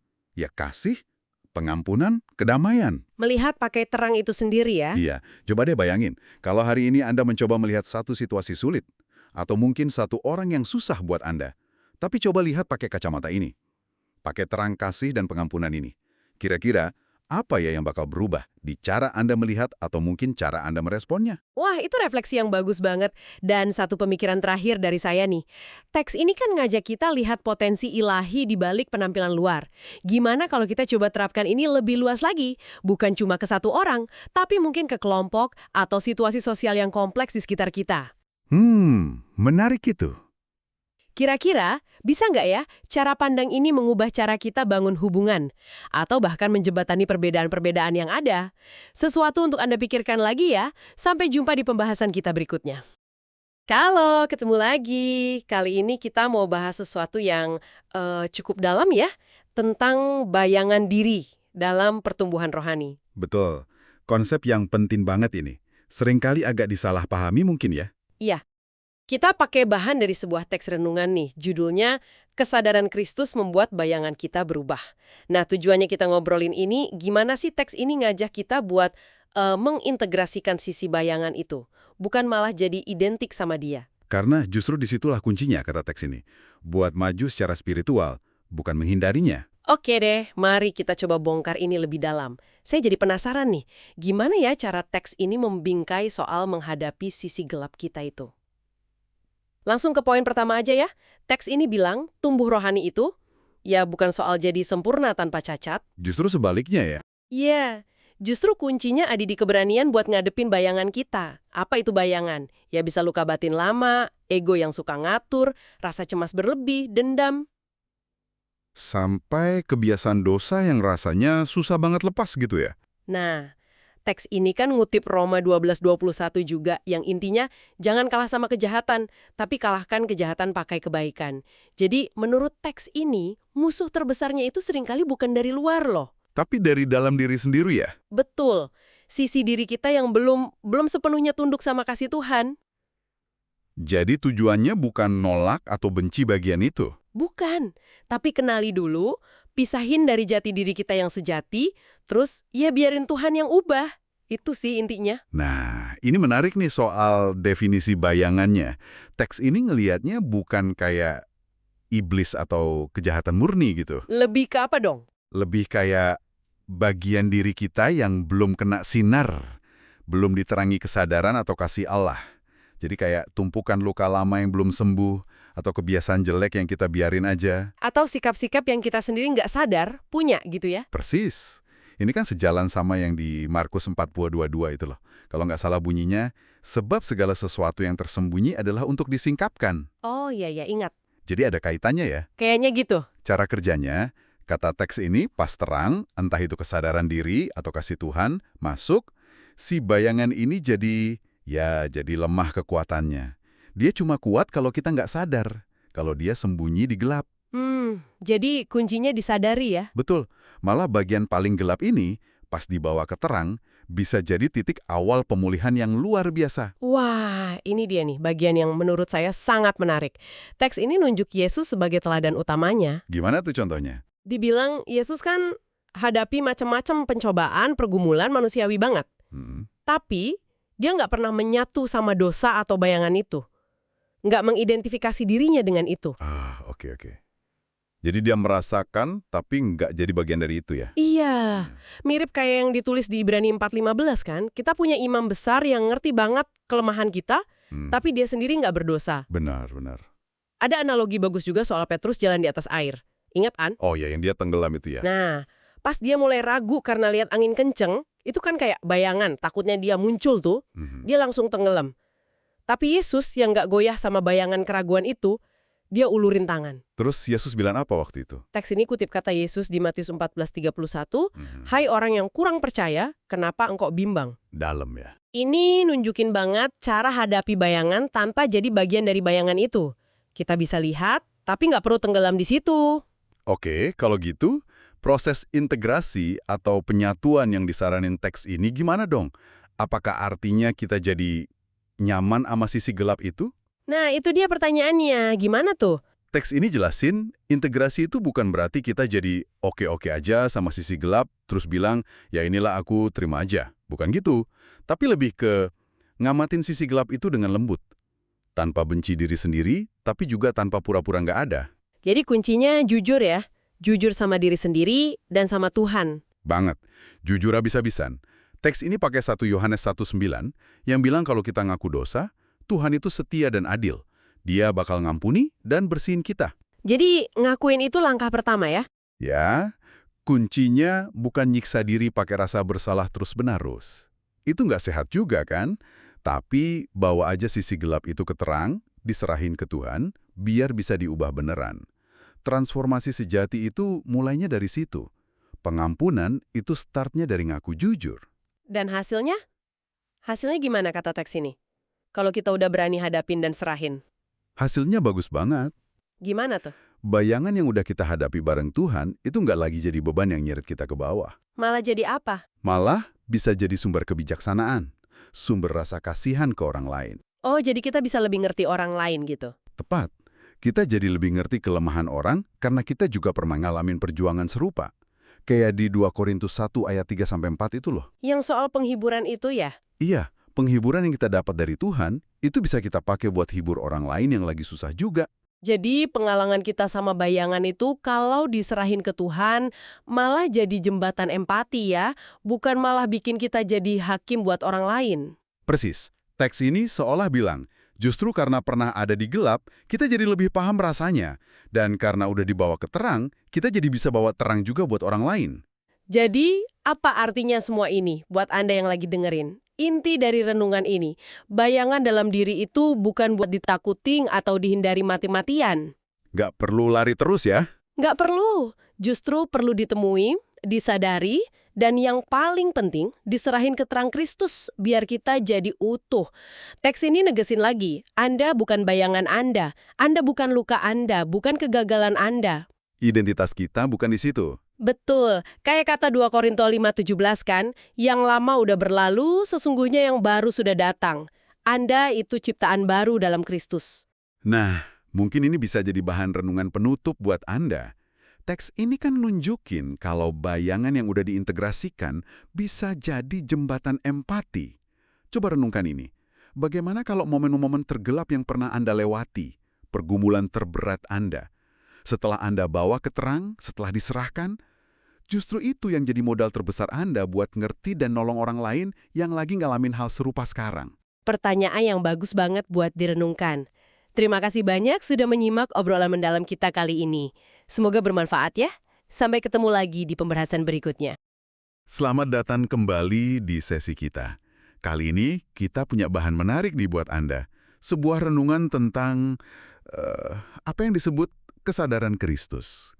Fokusnya unik banget, gimana caranya keheningan, tapi bukan sekedar nggak ada suara ya, tapi keheningan yang aktif, itu justru bisa jadi sumber otoritas sejati. Apalagi di tengah dunia yang, super berisik ini.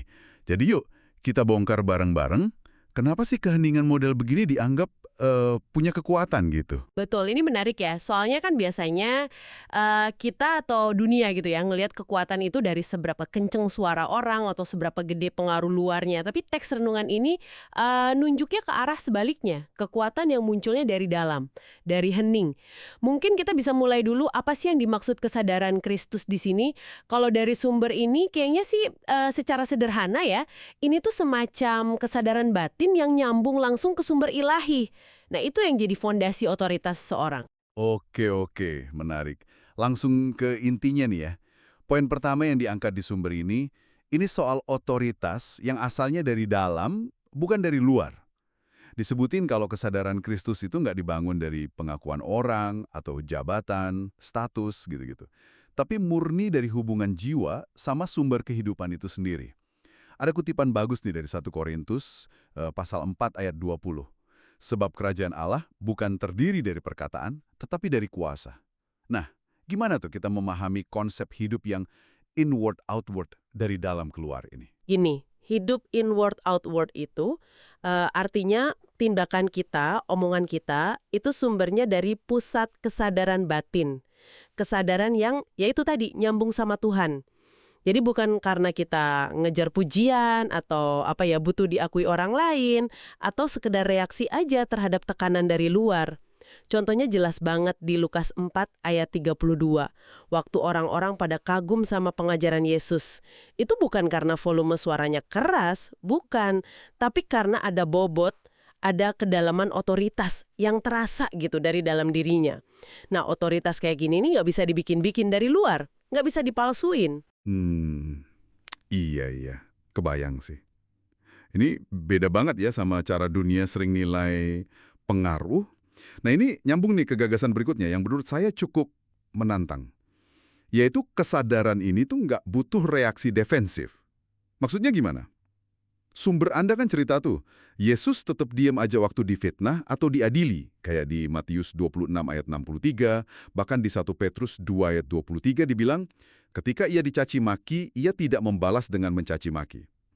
Banyak orang mungkin lihat ini kayak, wah lemah nih, tapi sumber ini bilang ini justru kekuatan. Kok bisa gitu ya? Nah, justru di situ letak kuncinya. Ini tuh puncak penguasaan diri. Diamnya Yesus dalam situasi itu bukan tanda kalah atau nggak bisa jawab. Bukan, tapi ini semacam penegasan. Otoritasnya itu nggak goyah hanya karena opini atau serangan orang lain. Nggak butuh pembuktian dari luar. Ini tindakan yang sadar banget dari pusat diri yang tenang. Bukan ego yang, wah, kepancing gitu buat bela diri. Jadi keheningan di sini tuh bukan kosong atau menghindar. Bukan pasif, tapi sebuah kehadiran. Kehadiran yang utuh yang berkuasa. Oh, jadi bukan diam karena takut atau nggak tahu mau ngomong apa ya, tapi diam karena akarnya itu di tempat lain gitu ya. Oke. Terus kalau kita nih pengen mencoba menghidupi keheningan semacam ini di tengah hidup yang seringnya buru-buru, penuh tuntutan, gimana caranya? Sumber ini kan kasih beberapa kunci praktis nih. Iya, ada beberapa tips praktisnya. Pertama, meninggalkan ketergesaan. Kayak yang diingetin di Mazmur 46 ayat 11a itu, diamlah dan ketahuilah bahwa akulah Allah. Ketergesaan itu sering banget nutup akses kita ke kedalaman batin, bikin kita nggak denger. Kedua, melepaskan kebutuhan untuk selalu dipahami atau ya dipuji orang lain lah. Di Lukas 6 ayat 26 kan ada peringatan tuh soal bahayanya kalau semua orang muji-muji kita. Ini soal kebebasan dari opini publik gitu, nggak tergantung sama penilaian luar. Oke, jadi pertama, lepas dari buru-buru. Kedua, nggak terlalu pusing sama penilaian orang. Ada lagi? Ada. Ketiga, ini penting nih, praktik harian yang sadar.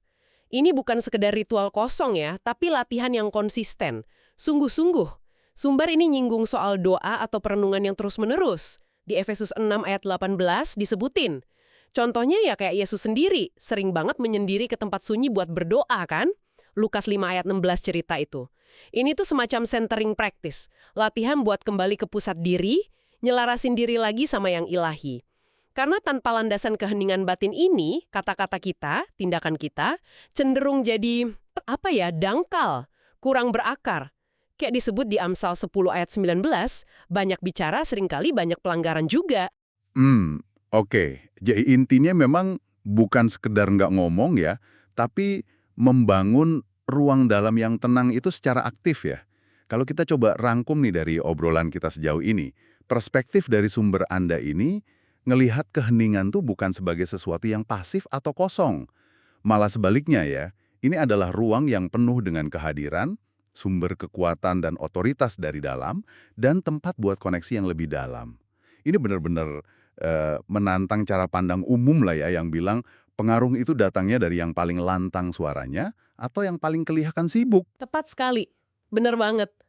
Dan mungkin sebagai penutup ya, ada satu gambaran yang kuat banget dari kitab Raja-Raja, 1 Raja-Raja 19 ayat 12. Waktu Nabi Elia nyari Tuhan, Tuhan itu nggak hadir dalam angin badai yang kenceng, nggak dalam gempa, nggak dalam api yang dahsyat, tapi justru dalam suara angin sepoi-sepoi basah. ada yang menafsirkan ini sebagai suara keheningan yang lembut banget. Ini seolah-olah bilang justru di dalam keheningan itulah kehadiran ilahi bisa paling jelas dirasain.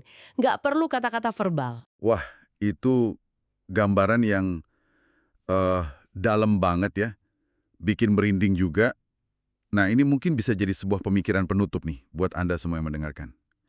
Di tengah kesibukan Anda, mungkin keriuhan hidup Anda sehari-hari, ada nggak sih celah di mana Anda bisa menciptakan ruang untuk keheningan yang disengaja?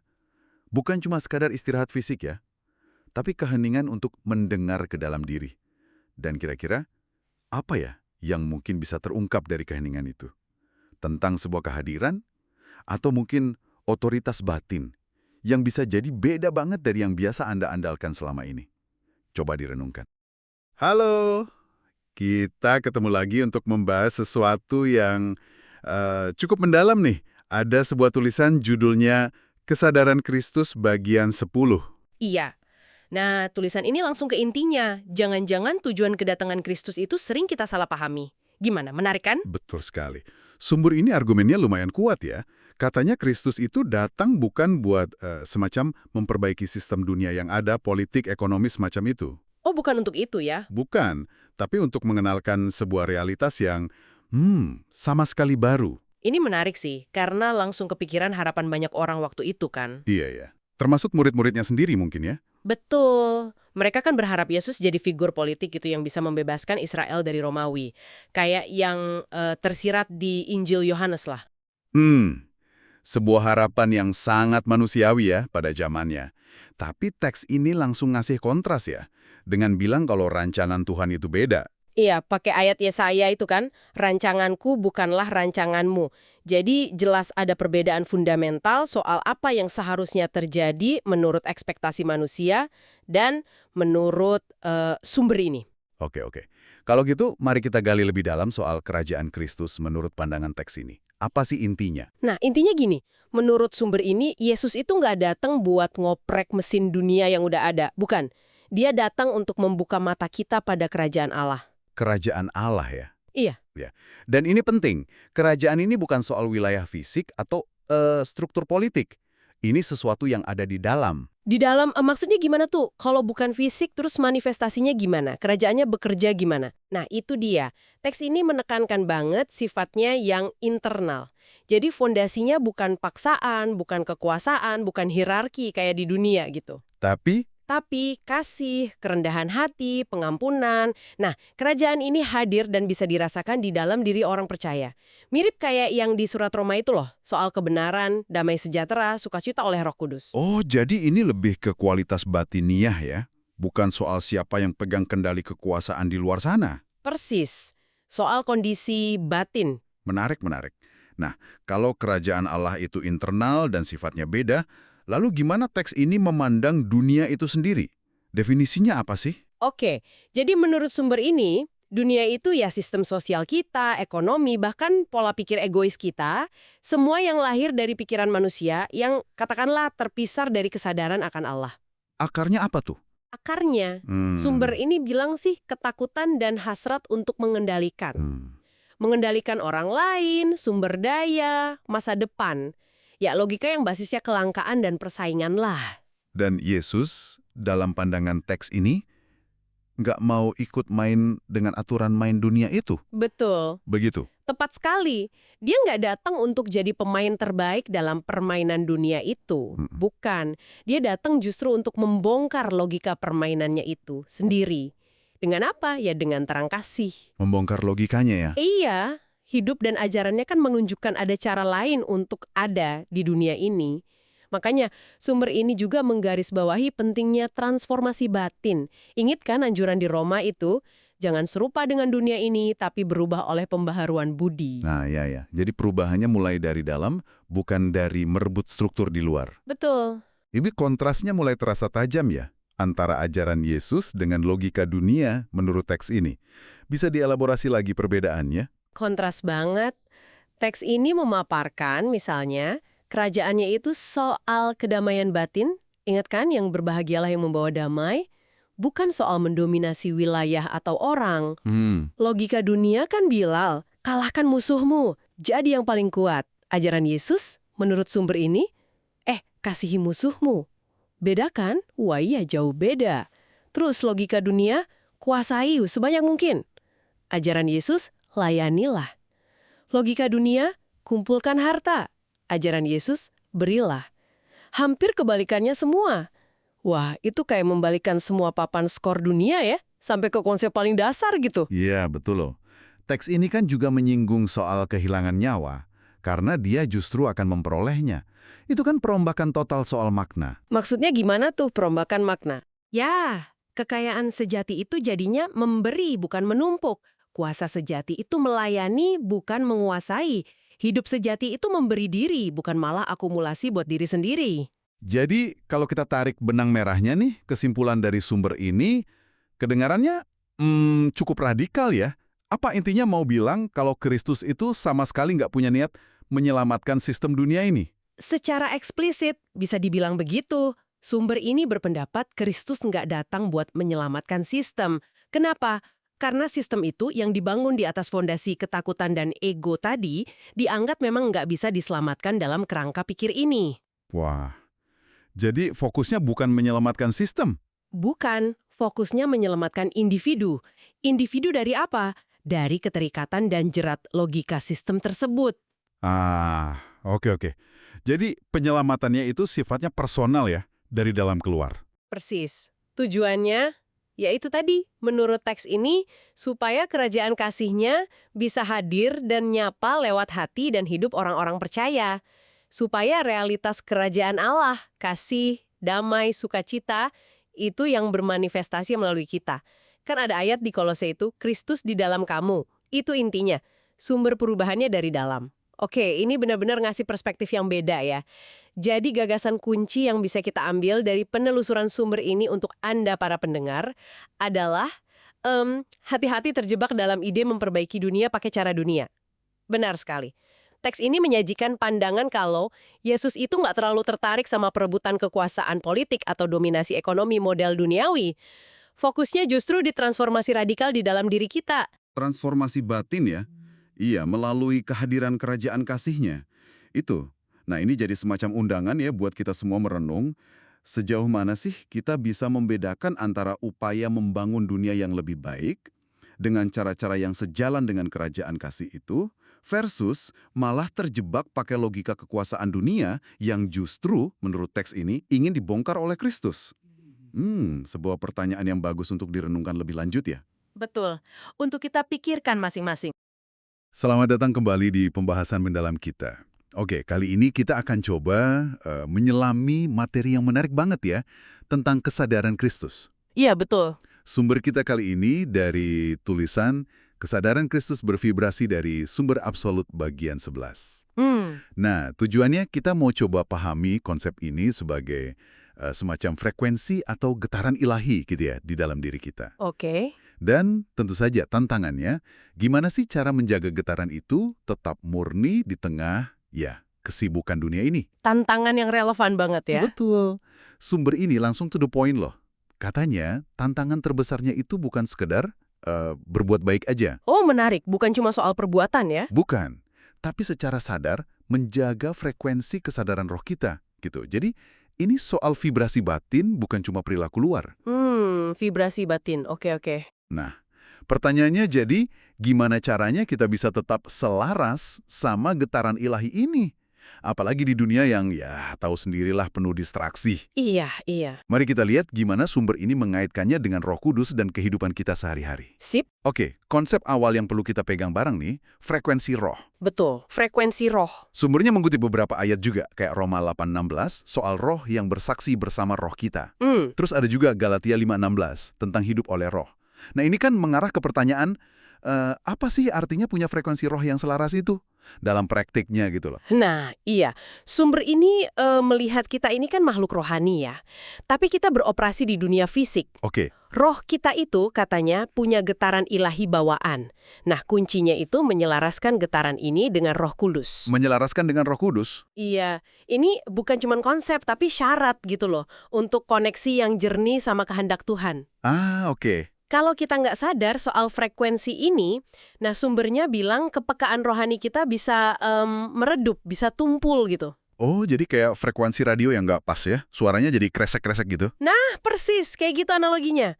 Terdistorsi sama kebisingan duniawi istilahnya sumber itu. Oke, oke. Dan menariknya lagi nih, kesadaran ini ternyata nggak cuma buat pas lagi saat teduh atau ibadah di gereja aja kan? Betul sekali, itu poin pentingnya. Sumbernya kan ngutip Kolose 3:23. Apapun yang kita lakukan, ya lakukan dengan segenap hati kayak buat Tuhan. Ya, Ini digambarkan sebagai aliran yang konstan, meresap kemana-mana, ke pekerjaan, bisnis, hubungan kita, bahkan pas lagi diam sendirian. jadi nggak ada pemisahan ya antara yang rohani dan sekuler gitu? Kayaknya gitu. Seolah-olah seluruh hidup kita ini jadi rumah permanen Roh Kudus. Begitu gambarannya. Wah, itu implikasinya besar loh. Berarti spiritualitas itu bukan lagi jadi satu kompartemen aja dalam hidup, Iya, iya. tapi jadi kayak napasnya gitu ya dari Iya. sebuah aktivitas kita. Nah, ini nyambung ke gagasan berikutnya yang menurut saya krusial banget dari sumber ini, Apa tuh? yaitu kesadaran Kristus itu sendiri sebenarnya udah ada di dalam diri Anda, udah ada di dalam kita. Udah. Bukan sesuatu yang kita cari di luar. Bukan. Sumbernya ngutip 1 Yohanes 4 ayat 4, roh yang ada di dalam kamu lebih besar daripada roh yang ada di dalam dunia. Jadi ini pergeseran cara pandang yang fundamental banget. Benar. Bukan nyari sesuatu yang hilang, tapi lebih ke mengaktifkan, menyadari apa yang memang udah jadi bagian dari diri kita. Oke, ini menarik banget. Kalau emang udah ada di dalam, lalu gimana dong cara kita mengaktifkannya? Atau paling nggak menjaga koneksi ini tetap kuat? Nah, itu dia pertanyaannya. Sumbernya kan menekankan banget soal fokus ya. Betul. Fokus, spesifik ke Ibrani 12:2, pandanglah kepada Yesus. Gimana sih mekanisme fokus ini bisa mempengaruhi vibrasi spiritual kita menurut sumber ini? Jadi sumber ini jelasinnya gini, fokus kita itu menentukan kemana perhatian kita diarahkan. Oke. Dan perhatian inilah yang ngatur frekuensi getaran spiritual kita. Istilahnya kayak nyetel frekuensi radio tadi itu. Oh, jadi kemana kita arahkan fokus, kesitulah frekuensi kita bergerak. Kurang lebih begitu. Makanya menjaga fokus pada hal-hal ilahi, pada Kristus itu jadi kunci buat mempertahankan vibrasi yang selaras. Tapi ada tapinya nih. Apa tuh? Ada peringatan penting juga. Kesadaran aja nggak cukup katanya. Oh ya? Iya, tanpa ketaatan atau tindakan nyata yang sejalan sama kesadaran itu, aliran kekuatan ilahi ini bisa terputus. Wah, jadi fokus dan tindakan harus sejalan ya? Betul. Fokus dan ketaatan itu kayak dua sisi mata uang, jalan beriringan. Oke, paham. Jadi kesadaran perlu diikuti tindakan nyata. Nah, selain fokus dan ketaatan, ada satu konsep lagi yang diangkat sumber ini, yaitu kenetralan. Iya, kenetralan. Mengutip Mazmur 46 ayat 11, diamlah dan ketahuilah bahwa akulah Allah. Nah, gimana nih sikap netral ini berperan menjaga frekuensi tadi? Apa ini artinya kita jadi pasif aja gitu? Nah, ini perlu diluruskan. Netral di sini itu bukan pasif dalam arti nggak ngapa-ngapain ya. Oke, terus gimana? Sumber ini menggambarkannya sebagai kondisi batin yang tenang, stabil, tapi tetap sadar di tengah gejolak. Tenang, stabil, sadar. Iya, artinya kita belajar buat nggak hidup hanya dari reaksi ego kita semata, tapi hidup dari apa yang sumber ini sebut napas eksistensi ilahi. Napas eksistensi ilahi. Dalam banget ya istilahnya. Iya, intinya sih kesadaran mendalam kalau keberadaan kita ini asalnya dari kehendak Tuhan. Pendekatannya jadi teosentris, berpusat pada Tuhan. Oh, oke. Jadi bukan pasif, tapi lebih ke tenang yang bersumber dari kesadaran itu ya. Tepat. Keadaan netral inilah yang bikin kita tetap teguh, ndak gampang goyah sama situasi luar. Dan yang paling penting, ini menciptakan ruang hening di dalam diri kita. Ruang hening. Iya, supaya kita bisa dengar suara Tuhan lebih jernih. Jadi, kenetralan ini jadi fondasi yang justru memperkuat fokus tadi. Wah, jadi semua ini saling terkait ya. Ada frekuensi internal, terus kesadaran yang terus-menerus, fokus yang diarahkan, dan didukung sama kondisi batin yang netral dan tenang ini. Iya, kayak salku sistem gitu. Oke, kalau kita coba rangkum nih, apa artinya semua ini buat Anda, para pendengar? Intinya sih, sumber ini menyajikan kesadaran Kristus itu sebagai frekuensi ilahi yang sebenarnya udah ada kok di dalam diri kita masing-masing. Udah ada. Iya. Nah, tantangannya adalah gimana menjaga vibrasi jiwa ini tetap selaras dengan sumber absolutnya, yaitu Kristus, di tengah semua tarikan dunia ini. Betul. Menjaga keselarasan itu. Ini kayak panggilan gitu ya, untuk Mhm. hidup sebagai saluran yang mengalirkan kehadirannya secara konstan. Dengan hati yang tertuju padanya, dan bernapas dari kesadaran bahwa identitas kita itu ada di dalam Tuhan. Kayak yang dikatakan di Kisah Para Rasul 17:28 itu loh. Sebab di dalam Dia kita hidup, kita bergerak, kita ada. Indah sekali ya ayat itu kalau direnungkan dalam konteks ini. Iya kan? Aja. Tapi juga Ngajak kita buat refleksi pribadi. Mengingat frekuensi ini udah ada, terus dipengaruhi sama fokus kita. Sama kenetralan batin kita. iya, Mungkin pertanyaan reflektif yang bisa Anda bawa pulang nih. Melihat keseharian Anda yang unik ya, iya. dengan segala kesibukannya, praktik spesifik apa sih sekecil apapun itu yang Anda rasa paling efektif buat bantu Anda secara sadar menyetel ulang atau menyelaraskan lagi frekuensi batin ini di tengah semua tuntutan hidup itu? Pertanyaan yang bagus banget buat direnungkan. Iya, sesuatu yang mungkin bisa Anda pikirkan lebih lanjut ya. Praktik personal apa yang paling bekerja buat Anda? Halo, hari ini kita akan menyelami sebuah gagasan inti nih dari materi yang Anda berikan. Konsepnya kesadaran Kristus, khususnya dari kutipan kesadaran Kristus bagian 12. Jadi, apa sih sebenarnya kesadaran Kristus yang dimaksud di sini? Intinya sih, ini kondisi kesadaran di mana identitas pribadi kita itu nyatu gitu ya, selaras sepenuhnya sama sifat dan kehendak ilahi, kayak yang dicontohkan Kristus. Nah, misi kita hari ini adalah coba memahami pergeseran mendasar yang digambarkan sumber ini dari sekedar jadi saluran berkat Tuhan menjadi perwujudan hidup dari kehadiran Tuhan itu sendiri. Dan kuncinya sepertinya ada di Galatia 2:20 ya. Bukan lagi aku sendiri yang hidup, melainkan Kristus yang hidup di dalam aku. Ini bukan cuma ayat indah kan ya? Ini kayaknya rumusan inti dari pergeseran kesadaran terdalam yang mau kita bahas. Oke, mari kita coba bedah ini ya. Kita cari Tuhan untuk dapat sesuatu, kekuatan, penghiburan, menjadi perwujudan dari kasih itu sendiri. Materi Anda nyebutin sih tahap awal ini wajar, tapi ya kedewasaan rohani itu bawa kita lebih jauh. Bukan lagi sekedar nyalurin kasih, tapi menjadi kasih itu. Mirip seperti yang Yesus bilang di Matius 5:14, kamu adalah terang dunia. Pernah nggak sih Anda ngerasain sedikit aja pergeseran kayak gini? Iya, yang menarik di sini tuh kedalaman pergeseran yang dijelaskan sumber ini. Ini bukan soal merasa lebih dekat secara emosi aja gitu. Tapi ini soal realitas baru, di mana Tuhan hadir dan menyatakan dirinya itu lewat tindakan kita, pikiran kita, ya keberadaan kita sehari-hari. Sumber ini gambarin kayak ada lompatan kesadaran gitu.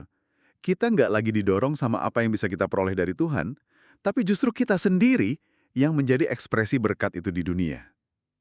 Nah, ini kayak melintasi batas. Dari cuma merasa dipakai Tuhan, jadi sadar kalau kita ini manifestasi kehadirannya. Materi Anda juga kayak memetakan ini sebagai progresi ya, dari alat jadi hamba, terus sahabat, sampai akhirnya jadi anak Allah. Ini merujuk ke Roma 8:14 kan, semua orang yang dipimpin roh Allah adalah anak Allah. Nah disinilah jadi sangat menarik. Sumbernya menekankan kalau puncak perjalanan ini tuh bukan cuma soal mewakili Tuhan atau melayani Dia dalam arti tugas formal gitu, tapi secara harfiah menghadirkan esensi Kristus lewat hidup kita. Seolah-olah hidup kita ini jadi perpanjangan organik dari hidupnya. Betul, itu interpretasi yang kuat dari sumber ini. Dan penekanannya memang di perubahan identitas yang fundamental itu, jadi anak Allah dalam konteks ini, ya bukan sekedar status atau gelar kehormatan aja. Ini lebih ke soal beroperasi dari identitas baru yang sepenuhnya diresapi dan dipimpin sama roh. Identitas lama kita, yang misah, yang fokus ke diri sendiri, itu mulai pudar, diganti sama identitas sebagai perwujudan roh yang hidup dan aktif berkarya. Iya sih, tapi gagasan menjadi Kristus atau menghadirkan Kristus ini kan kedengarannya bisa jadi kayak kesombongan rohani ya, tinggi banget gitu. Tapi menariknya, sumber Anda ini udah antisipasi itu, langsung nunjuk ke Filipi 2:5. Hendaklah kamu dalam hidupmu bersama menaruh pikiran dan perasaan yang terdapat juga dalam Kristus Yesus. Jadi bukannya malah gedein ego, Kesadaran ini justru nuntut penyangkalan total ego, penyatuan mutlak dengan kerendahan hati dan kehendak Allah. Gitu ya? Persis. Nah, ini menimbulkan pertanyaan penting tentang sifat kerendahan hati yang sejati itu kayak gimana sih dalam konteks kesatuan ilahi. Sumber ini menegaskan bahwa kesatuan dengan Allah itu justru melahirkan kerendahan hati yang paling otentik, bukan keangkuhan. Contoh utamanya, ya Kristus sendiri. Jadi semakin dalam penyatuan, itu harusnya semakin nyata juga kerendahan hati yang meneladani Kristus. Bukan malah merasa, wah hebat nih gua secara spiritual. Keangkuhan itu tanda ego masih kuat, bukan tanda kesatuan. Oke. Ini juga berarti secara radikal menantang pemahaman umum ya, kalau kita ini cuma wadah kosong atau alat pasif aja gitu. Menurut materi Anda, dalam kedewasaan rohani ini, pemisahan antara aku dan Tuhan itu mulai larut. Jadi ingat 1 Korintus 6:19 ya, bahwa tubuhmu adalah bait Roh Kudus yang diam di dalam kamu. Ini kan artinya Tuhan nggak cuma pakai kita dari luar, tapi secara aktif hidup di dalam dan mengekspresikan diri melalui kita. Pemisahan itu jadi ilusi ya jadinya ya. Kan ini dengan gambaran yang lebih besar, kita bicara tentang apa yang sumber ini sebut sebagai menjadi kristalisasi dari hadiratnya. Istilah ini mungkin kedengaran abstrak ya, tapi coba bayangin gini. Kehadiran ilahi yang mungkin tak berbentuk itu, dia ambil wujud nyata, jadi konkret dan kelihatan, hampir kayak pemadatan gitu, melalui hidup kita. Jadi identitas kita geser nih, dari individu spiritual yang lagi berhubungan dengan Tuhan, menjadi perwujudan dari kehadiran ilahi itu sendiri di dunia ini. Lalu gimana caranya transisi yang transformatif ini bisa terjadi? Apa ini hasil perjuangan spiritual yang wah hebat banget gitu? Sumber Anda bilang, nggak juga. Justru sebaliknya. Ini buah dari penyerahan total dan masuk ke dalam keheningan batin. Dijelaskan ada kayak 3 gerakan batin gitu ya. Pertama, pengakuan jujur akan ketidakberdayaan diri. Kayak aku nggak mampu nih pakai kekuatanku sendiri. Kedua, pelepasan aktif dari ego dan kemauan pribadi. Oke, aku lepasin kehendakku, keakuanku. Ketiga, penyerahan diri dalam diam total. Aku diam, biar engkau aja yang hadir dan bertindak. Nah, proses penyerahan dan keheningan ini memang sering digaungkan ya di banyak tradisi spiritual. Termasuk di ayat-ayat pendukung kayak Mazmur 46 ayat 11, diamlah dan ketahuilah bahwa akulah Allah. Atau Yesaya 30 ayat 15, dalam tinggal tenang dan percaya terletak kekuatanmu. Kuncinya, menurut teks ini, bukan pada usaha ego untuk mencapai kesadaran Kristus, tapi justru pada tindakan radikal untuk menyingkir gitu ya, melepaskan kendali dan membiarkan kehadiran ilahi mengambil alih dalam keheningan batin yang dalam. Jadi, apa artinya semua ini buat Anda yang lagi dengerin? Hidup dalam kesadaran Kristus, seperti yang digambarkan materi Anda ini ya, ini sebuah pergerakan. Melampaui peran sebagai alat pasif atau pencari berkat semata. Ini tentang menjadi manifestasi hidup dari kasih dan terang Tuhan itu sendiri di dunia. Kayak yang dirangkum Kolose 1 ayat 27. Kristus ada di tengah-tengah kamu. Kristus yang adalah pengharapan akan kemuliaan. Implikasinya apa? Ya pemisahan antara yang rohani dan duniawi, antara sakral dan sekuler, itu mulai runtuh.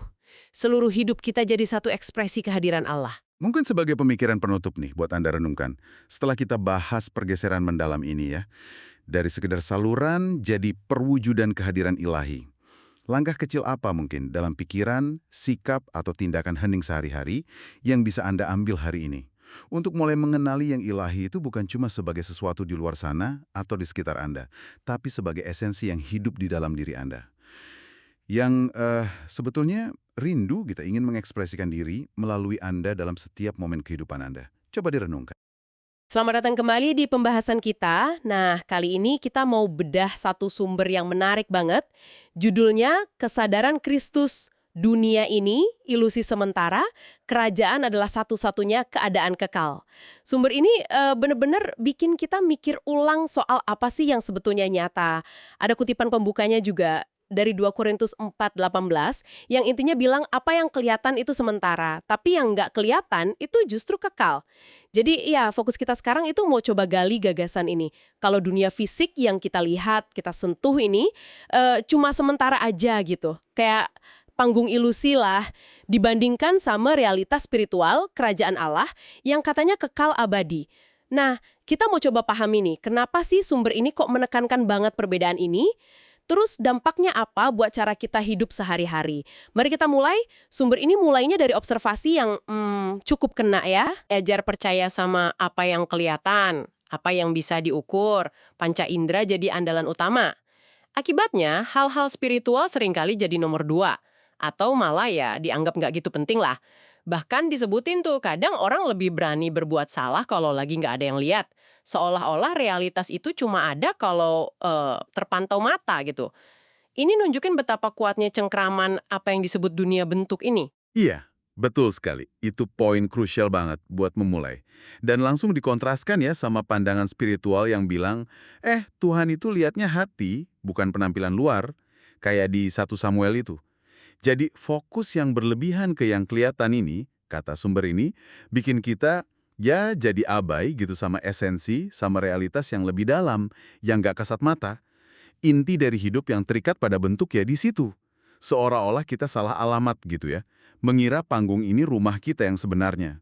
Padahal mungkin bukan. Nah, terus gimana caranya keluar dari jebakan dunia bentuk ini? Sumber ini ngenalin konsep kesadaran Kristus. Mungkin bisa kita bayangin kayak pakai kacamata baru gitu ya, buat lihat dunia. Kacamata yang fokusnya tuh bukan ke penampilan luar, status, harta, yang ya, sementara semua itu kan juga dari hidup ya, tapi lebih ke nilai-nilai spiritual yang abadi. Kayak kasih, kebenaran. Yesus sendiri kan bilang kerajaannya bukan dari dunia ini. Terus ada juga di Ibrani, soal iman. Iman itu justru dasar harapan dan bukti dari realitas yang nggak kita lihat. Wah, ini benar-benar memutarbalikkan cara pandang umum kita ya. Tepat. Analogi kacamata itu pas banget. Dan kesadaran Kristus ini nyambungnya langsung ke gagasan bahwa kerajaan Allah itu satu-satunya realitas yang absolut dan kekal. Beda banget sama kerajaan-kerajaan duniawi yang kita tahu kan datang dan pergi. Sumber ini nyebut contoh kayak Mesir, Babel, Roma gitu ya, merujuk ke ayat Mazmur dan Daniel. Nah, kerajaan Allah ini sifatnya spiritual, bukan tempat fisik, tapi lebih ke keadaan batin. Keadaan yang isinya kasih, kebenaran, damai sejahtera. Dan keadaan ini ditegaskan lagi gak lekang oleh waktu atau kondisi fisik. Jadi, segala sesuatu yang di luar kerajaan ini ya dianggap cuma bayangan aja, semu, maka lenyap gitu. Lalu apa dong konsekuensinya kalau kita terus-terusan hidup cuma berdasar apa yang kelihatan aja? Sumber ini menggambarkannya sebagai hidup yang isinya bereaksi terus. Bereaksi sama kondisi luar. Apa kata orang lah, ekonomi naik turun, kesehatan gimana. Hidup kita jadi kayak ya ayunan gitu. Antara harap dan cemas, senang sesaat, terus sedih lagi. Jadi nggak stabil secara batin, karena kita gantungin diri ke hal-hal yang sifatnya ya memang selalu berubah. Ada referensi juga ke 1 Korintus di sini soal keterbatasan pemahaman manusiawi soal hal rohani. Nah, disinilah pergeseran penting yang ditawarkan sumber ini, yaitu pindah dari sekedar menghuni bentuk atau pasif aja nerima kondisi luar, jadi aktif mewujudkan kerajaan. Ini bukan nungguin kerajaan turun dari langit, bukan. Tapi secara sadar kita menghadirkan nilai-nilai kerajaan itu lewat tindakan nyata. Misalnya nih, pas ada kekerasan, kita pilih respon lembut. Pas situasi kacau, kita bawa damai. Dikhianati, kita malah kasih pengampunan.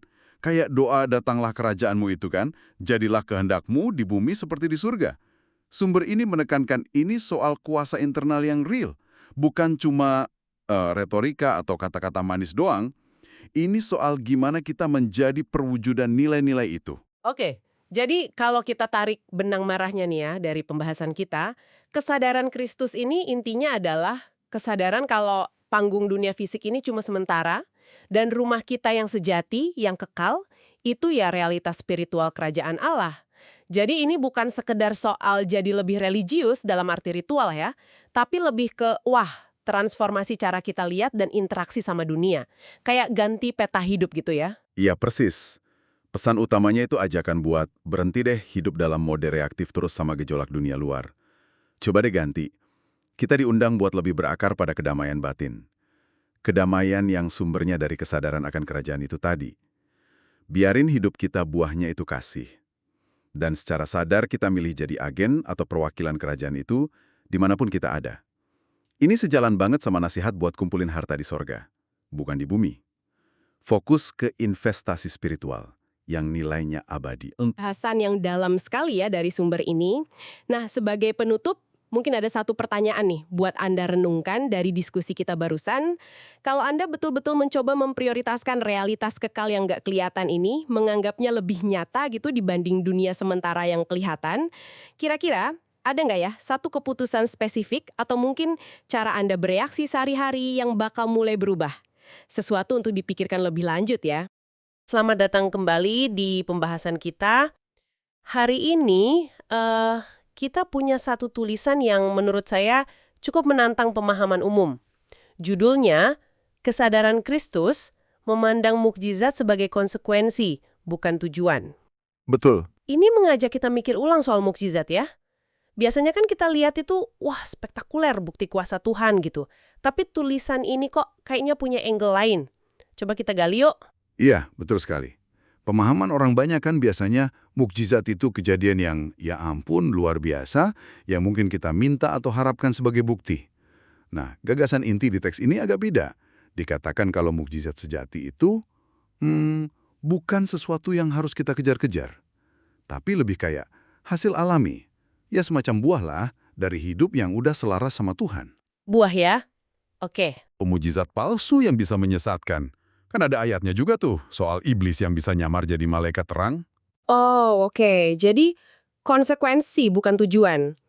Nah, ini kan disebut soal kesadaran Kristus ya di judulnya. Mungkin bisa dijelasin dikit maksudnya apa sih kesadaran Kristus menurut teks ini? Kayaknya ini penting banget. Iya, ini sentral banget kayaknya. Kalau kita coba tangkap dari konteks tulisannya ya, kesadaran Kristus ini kayaknya digambarkan sebagai satu kondisi batin gitu. Semacam keadaan keselarasan yang dalam banget sama kehendak dan kehadiran Tuhan. Nah dari situ, dari kondisi selaras inilah, menurut penulisnya ya, fenomena yang kita sebut mujizat itu bisa muncul. Munculnya alami aja gitu. Jadi fokusnya memang di kesadaran atau hubungan itu sendiri, bukan di mujizatnya. Menarik, menarik. Penulisnya kan juga nyinggung soal Yesus sendiri ya. Misalnya di Injil Markus kalau nggak salah, Yesus kadang minta orang yang baru sembuh buat ya udahlah jangan diomongin kemana-mana. Ini kan seolah nguatin ide kalau mujizat itu bukan buat pamer atau pertunjukan ya. Persis. Terus kenapa dong menurut pandangan ini kalau kita aktif ngejar mujizat itu malah jadi masalah? Apa masalahnya? Nah, ini dia nih poin krusialnya. Kalau kita balik lagi ke konsep kesadaran Kristus tadi, mujizat itu kan konsekuensi, bukan target. Yang ditekankan sebagai prioritas utama itu ya cari dulu kerajaan Allah dan kebenarannya. Itu kan ajaran Yesus juga di Matius. Matius 6:33 ya itu. Iya, betul. Nah, mujizat dalam pandangan ini itu terjadinya di ruang penyelarasan kehendak kita sama kehendak Tuhan. Bukan karena kita maksa atau kita punya ambisi pribadi pengen lihat yang aneh-aneh. Jadi ironisnya gitu, kalau kita ngejar mujizatnya aja, bisa jadi malah bikin kita jauh dari sumbernya. Dari sang pemberi mujizat itu sendiri. Ini agak nusuk ya.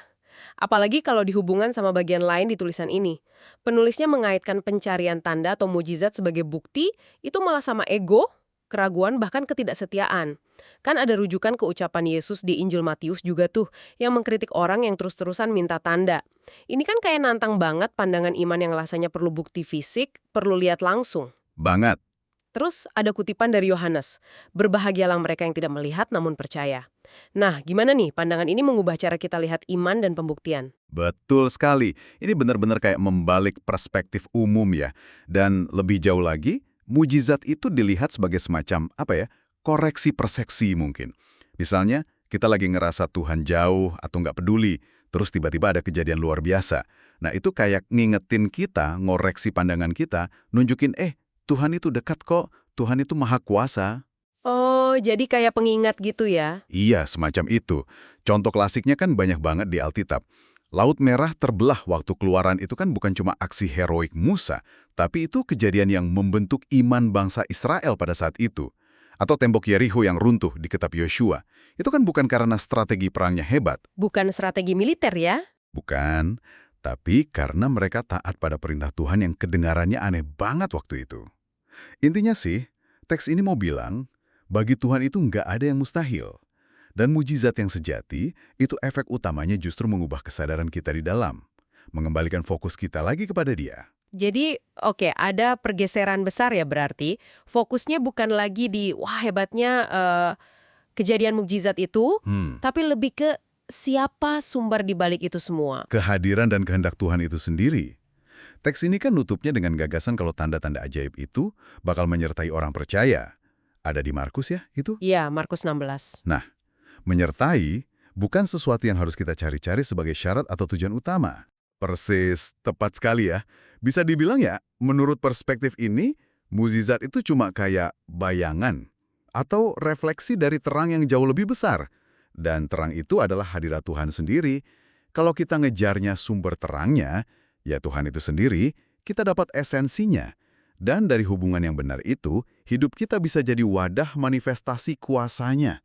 Termasuk hal-hal luar biasa yang kita sebut mujizat itu. Wah, ini pemikiran yang dalam ya. Mungkin ini bisa jadi bahan renungan buat Anda yang mendengarkan. Gimana kalau misalnya kita coba geser fokus kita? Seperti yang disarankan tulisan ini. Bukan lagi sibuk nyari bukti atau kejadian spektakuler di luar sana. Tapi lebih fokus bangun hubungan, bangun keselarasan batin sama sumber segala sesuatu. Kira-kira perubahan cara pandang macam apa ya yang mungkin muncul dalam hidup Anda waktu Anda melihat hal-hal yang ajaib atau luar biasa terjadi? Menarik untuk dipikirkan. Selamat datang kembali. Kita punya bahan diskusi yang menarik nih hari ini dari sebuah sumber yang Anda bagikan. Judulnya Kesadaran Kristus Penyerahan sebagai Keadaan, Bukan Tindakan. Nah, judulnya aja udah bikin penasaran ya. Fokusnya itu ke pemahaman penyerahan yang mungkin agak beda dari yang biasa kita dengar. Betul. Konsep intinya itu cukup mendasar ya, bahwa kedekatan sejati dengan Tuhan itu bukan sesuatu yang kita kejar mati-matian. Tapi lebih kayak sebuah kesadaran, sebuah, keadaan batin yang kita masuki. Gitu. Oke. Nah, sumber kita ini kutipan dari bagian ke-15 tulisan tersebut. Jadi, misi kita di pembahasan kali ini coba kita bedah bareng ya. Apa sih bedanya penyerahan sebagai tindakan sesekali sama penyerahan sebagai kondisi jiwa yang terus-menerus? Gimana? Menarik. Mari kita coba gali. Oke, nah teks ini langsung nunjuk ke satu hal yang mungkin kita sering nggak sadar ya. Jebakan ego kita. Yang seringkali pengennya itu meraih Tuhan. Caranya ya mungkin doa lebih banyak, pelayanan lebih giat, korban lebih besar. Iya, usaha lahiriah gitu ya. Betul. Tapi sumber ini bilang, seringkali upaya itu munculnya dari rasa kurang. Gitu, bukan dari rasa penuh karena udah bersama Tuhan. Ada kutipan juga dari kitab suci yang intinya keselamatan itu karena rahmat, bukan karena perbuatan baik kita. Jadi ini lebih ke menyadari hubungan yang udah ada, bukan menciptakan hubungan. Nah, itu dia, pergeseran fokusnya tuh kerasa banget di sini.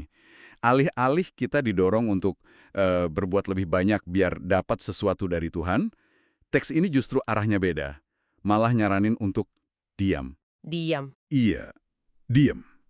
Ada kutupan dari Mazmur juga kan, yang bilang, diamlah dan ketahuilah bahwa akulah Allah. Ini kayak paradoks ya. Justru pas kita berhenti berusaha keras, berhenti ngotot ngendalin pikiran, saat itulah persatuan yang sejati itu malah mulai kerasa. Kehadiran Tuhan itu kayak diizinkan masuk gitu pas kita tenang. Bukan dipaksa hadir. Menarik. Tapi ini ide diam ini, gimana ya biar nggak disalahartikan jadi pasif total gitu? Apa kita jadi nggak ngapa-ngapain aja? Sumber ini ngejelasin nggak soal itu? Nah, pertanyaan bagus itu. Karena memang dibahas juga di sini. Keadaan penyerahan ini ditekankan banget. Bukan berarti pasif total. Bukan berarti apati sama hidup. Justru sebaliknya. Teks ini bilang kalau tindakan yang lahir dari keadaan penyerahan ini malah jadi lebih murni. Lebih murni, maksudnya? Ya, bebas dari dorongan ego. Misalnya ambisi pribadi yang nyelip, atau pengen kelihatan bagus di depan orang, atau mungkin takut gagal. Jadi tindakan kita itu jadi ekspresi alami aja dari kedamaian di dalam, bukan reaksi panik atau usaha ngejar sesuatu. Kayak ada ayat lain yang bilang, lakukan semuanya kayak buat Tuhan, bukan buat manusia. Jadi tindakannya ada, tapi sumbernya beda. Oke, saya mulai nangkap. Jadi ini lebih ke arah bertindak berangkat dari rasa damai yang udah ada di dalam diri, bukan bertindak supaya nanti merasa damai. Gitu ya? Tepat. Dan ini kayaknya nyambung banget sama konsep hidup di saat ini ya. Melepaskan beban masa lalu, atau cemas soal masa depan. Persis. Keterkaitannya sama saat ini tuh kuat banget. Penyerahan sebagai keadaan batin itu ya berarti menerima apa adanya sekarang, tanpa terus-terusan ngelawan dalam pikiran. Ada ayat lagi kan yang intinya, serahkan hidupmu pada Tuhan, percaya aja, nanti Dia yang bertindak. Ini bukan pasrah buta loh ya, tapi percaya kalau ada kebijaksanaan yang lebih besar yang lagi bekerja, bahkan di situasi sulit sekalipun. Jadi kayak ngalir aja sama arus kehidupan dengan percaya, bukan ngotot mengatur arahnya terus-terusan. Kalau gitu ini bukan momen angkat tangan sesaat pas kita lagi capek aja ya, tapi lebih kayak mengubah seluruh postus jiwa kita gitu. Jadi terbuka, menerima terus-menerus. Nah itu dia, persis. Kalau kita coba tarik benang merahnya nih ya, pesan utamanya itu, persatuan dengan yang ilahi itu bukan hadiah di puncak tangga usaha spiritual kita. Bukan piala yang kita menangkan susah payah. Tapi lebih kayak, buah yang tumbuh alami dari penyerahan diri. Tapi penyerahannya ini dipahami sebagai keadaan batin yang kontinu, keterbukaan yang ajak, bukan aksi heroik sesekali. Jadi ada pergeseran identitas ya, dari yang tadinya ngerasa sebagai pencari yang capek ngejar Tuhan, Iya, jadi jiwa yang belajar menyatu aja dengan kehadirannya. Dalam naik turunnya kehidupan sehari-hari. Dari fokus ke doing, jadi fokus ke being. oke. Jadi apa nih intisari yang bisa kita bawa pulang dari pembahasan ini untuk Anda para pendengar? Ada beberapa poin penting kayaknya ya. Pertama, ada pergeseran mendasar. Dari berusaha keras meraih Tuhan, jadi lebih keberada dalam kesadaran akan kehadirannya. Kedua, tindakan yang muncul dari keadaan ini bukan pasif, tapi dimurnikan dari dorongan ego. Jadi lebih otentik gitu ya. Betul. Ketiga, kunci buat masuk ke keadaan ini tuh ada di hidup sepenuhnya di saat ini. Dengan percaya dan menerima. Jadi, ini bukan soal nambah kegiatan, tapi ngubah kualitas kesadaran kita.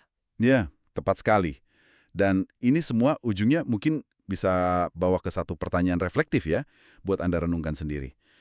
Kalau memang hubungan otentik dengan yang ilahi ini datangnya justru pas kita sedikit aja melepaskan cengkeraman kontrol kita, melepaskan upaya yang didorong ego.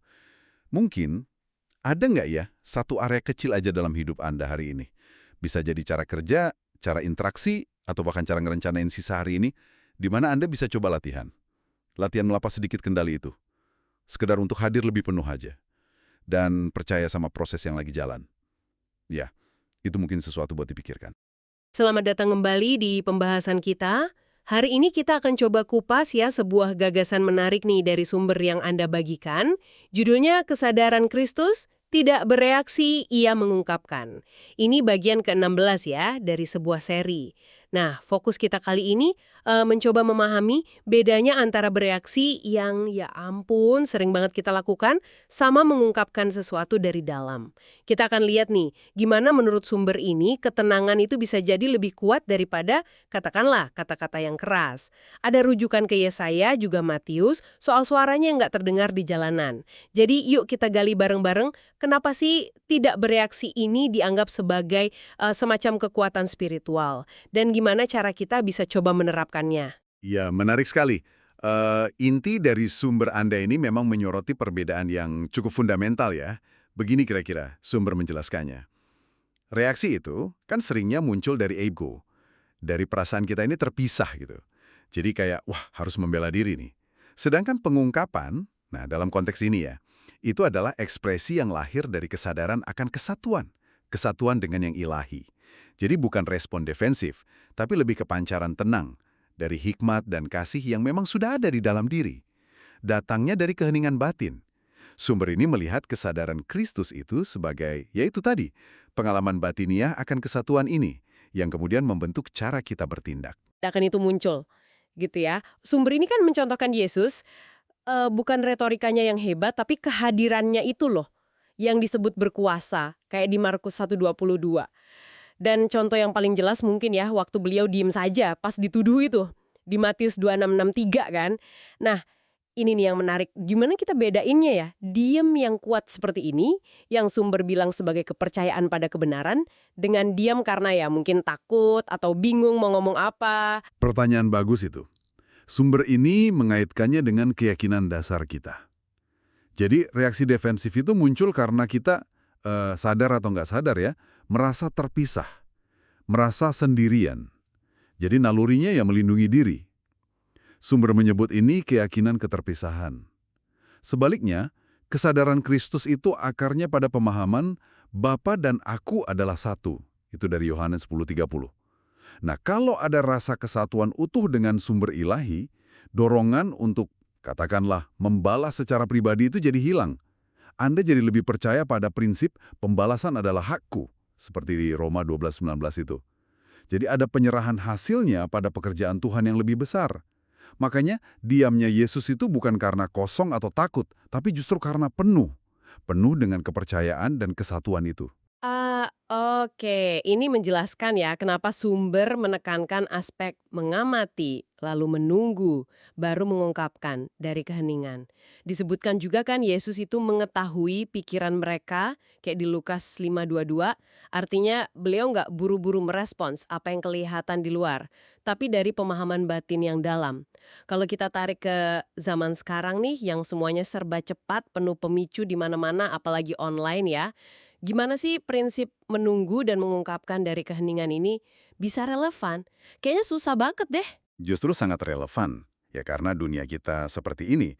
Sumber ini seolah menawarkan semacam latihan spiritual yang praktis. Jadi setiap kali Anda merasa tersinggung, atau terpancing konflik, atau bahkan cuma beda pendapat biasa aja, sebenarnya ada momen jeda, meskipun mungkin singkat sekali. Di momen itulah ada pilihan. Pertanyaannya jadi, oke, saya mau langsung bereaksi nih, dari ego, dari rasa terancam. Atau bisa nggak ya saya jeda sebentar, cari keheningan di dalam, terus memilih untuk mengungkapkan sesuatu yang lebih dalam. Misalnya kesabaran, pengertian, atau kasih. Itulah yang dimaksud mengungkapkan Kristus dalam diri. Ini mirip kayak Matius 15:18 itu. Yang keluar dari mulut kan berasal dari hati. Jadi ini tentang melatih kesadaran kita akan sumber respon kita detik demi detik. Nggak reaktif. Nggak ada kebutuhan yang mendesak gitu untuk membela diri, atau membalas, atau merasa harus menjawab setiap tantangan. Ia hadir begitu saja sebagai pengungkapan sifat ilahi dari dalam, bukan sekedar respons terhadap apa yang terjadi di luar. Mirip Amsal 15:1 ya, jawaban yang lemah lembut meredakan kegeraman. Ada kekuatan justru dalam kelembutan itu. Tepat sekali. Dan ini membawa kita kembali pada Anda para pendengar. Dengan pemahaman dari sumber ini, kira-kira bagaimana nih prinsip tidak bereaksi, melainkan mengungkapkan ini bisa Anda coba terapkan dalam interaksi sehari-hari. Mungkin terutama di situasi-situasi yang biasanya paling gampang memancing reaksi Anda. Iya. Dan mungkin suatu pemikiran lagi ya untuk Anda renungkan. Lebih dari sekedar menahan diri untuk tidak bereaksi, apa sih artinya secara sadar dan aktif mengungkapkan atau memancarkan kasih dan hikmat ilahi itu dari keheningan batin Anda, khususnya dalam situasi spesifik yang mungkin sedang Anda hadapi sekarang. Jadi bukan cuma pasif menahan diri, tapi aktif memancarkan sesuatu yang positif. Ya, semoga pembahasan kita dari sumber Anda ini bisa memberi percikan wawasan yang berguna ya. Terima kasih sudah menyimak bersama kami.